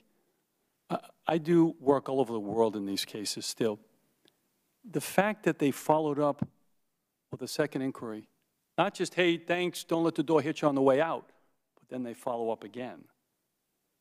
That's not the sign of a closed investigation. I get that, Mr. Moynihan, but I can't take your experience at the DEA and I appreciate the thought, but the other part of that is, Mr. Doyle, if they said there was an open and ongoing investigation, that's what you recall that they said? That is what I recall to the best of my memory. And so if indeed there's an open and ongoing investigation and you've given the information to them, why would the IRS not view that as substantial? Well, that's... Did they know that there was an open and ongoing investigation? We sent a picture to the IRS. I heard that. Right, so they know. Some part of the IRS knows. We included that in our appeal letter. In your appeal. All right. And to that point, Congressman, the IRS individual was, I would say, more than mildly surprised at our interaction with the FBI. All right. Why do you think Mr. Huber waited until November the 30th to call you about 4 letters that you had sent prior? Because you had sent one on the 14th, the 18th, the 29th, those were in April, 29th of May, as I recall, and October the 10th or 12th, based on what I understand. Why did they wait until November 30th to give you a call? We don't know. Do you think it might have had to do with the fact that you're coming here to testify? Well, I mean, this testimony invitation just came recently. I don't know why. They were fully aware because we had asked them to come and be a witness at this particular hearing, and then all of a sudden you get a phone call from Mr. Huber's, second in command? Is that correct? I don't know if he's the second, but he was clearly an assistant U.S. attorney dealing directly with Mr. Huber. So I find it just very coincidental that on November 30th, a few days before the hearing, after they had been noticed that we wanted them to come and testify, all of a sudden they would start following up. So, Mr. Doyle, what did they say about the documents that you had provided them? Did they have them all?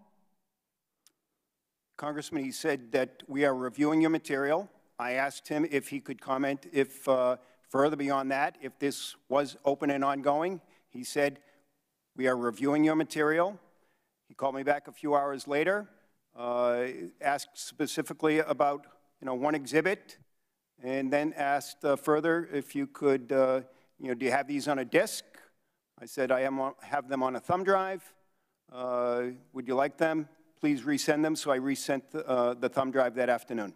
So was that the first time that Mr. Huber and his team actually got the documents from you, Mr. Doyle? That was the third time.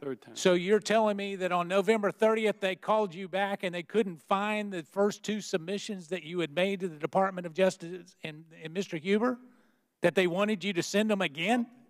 Is that what you're telling me? We're concluding that ourselves. That's what we concluded. And it was just what I've been told by DOJ, which I do not believe, just to be frank, is that this was the normal process of following up on recent correspondence. What was the most recent correspondence that you had with the Department of Justice?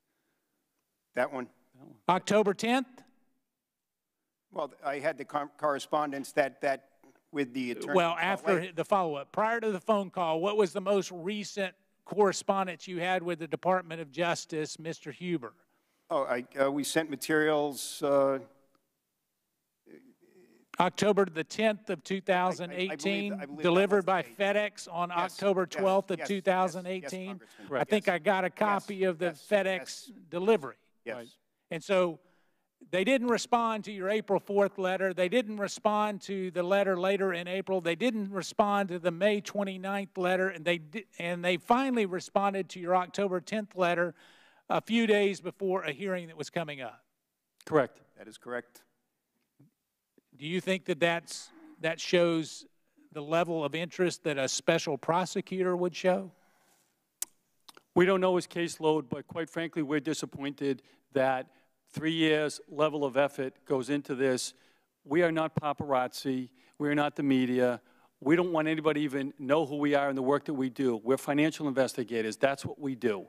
We get paid to do this for a living. We work for ourselves. We don't get paid by anybody else. And Congressman, so it's disappointing that it took that long to hear from them. We shared our materials not only with the attorney office in Salt Lake, also in Little Rock, but other U.S. attorneys' offices as well that had been indicated as, providing support or working on Clinton-related matters. We also shared our materials with the U.S. Postal Inspection Service.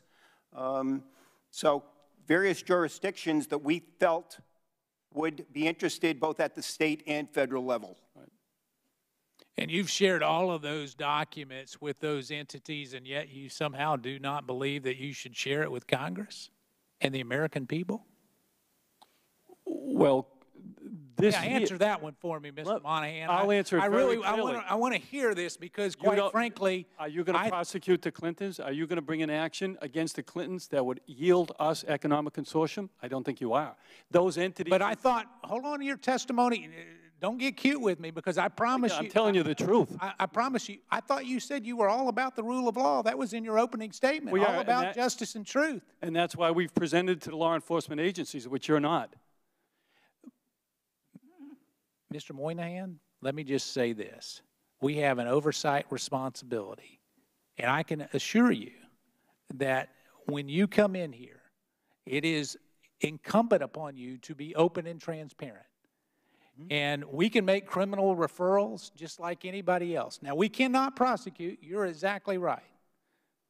But what I can tell you is this, is that when you come before us and you've shared it with all kinds of entities, and to not actually listen to my good friend to my right here and say, you deserve to see the same evidence that we've shared with others, I don't find how that actually provides a good foundation for truth and transparency. It's just, I think we're looking at this from completely different perspectives.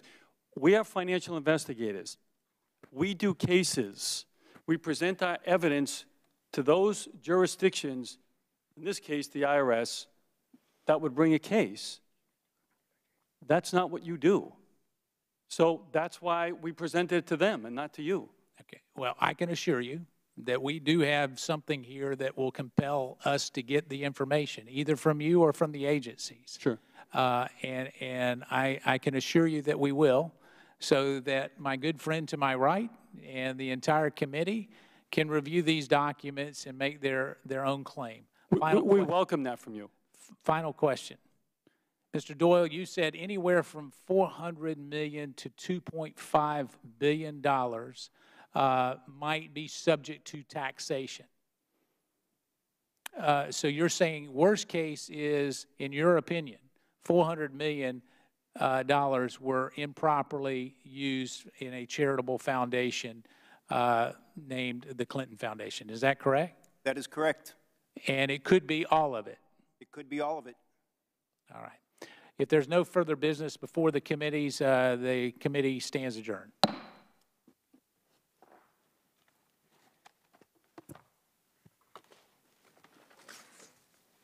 Okay, LD. Nice job, buddy.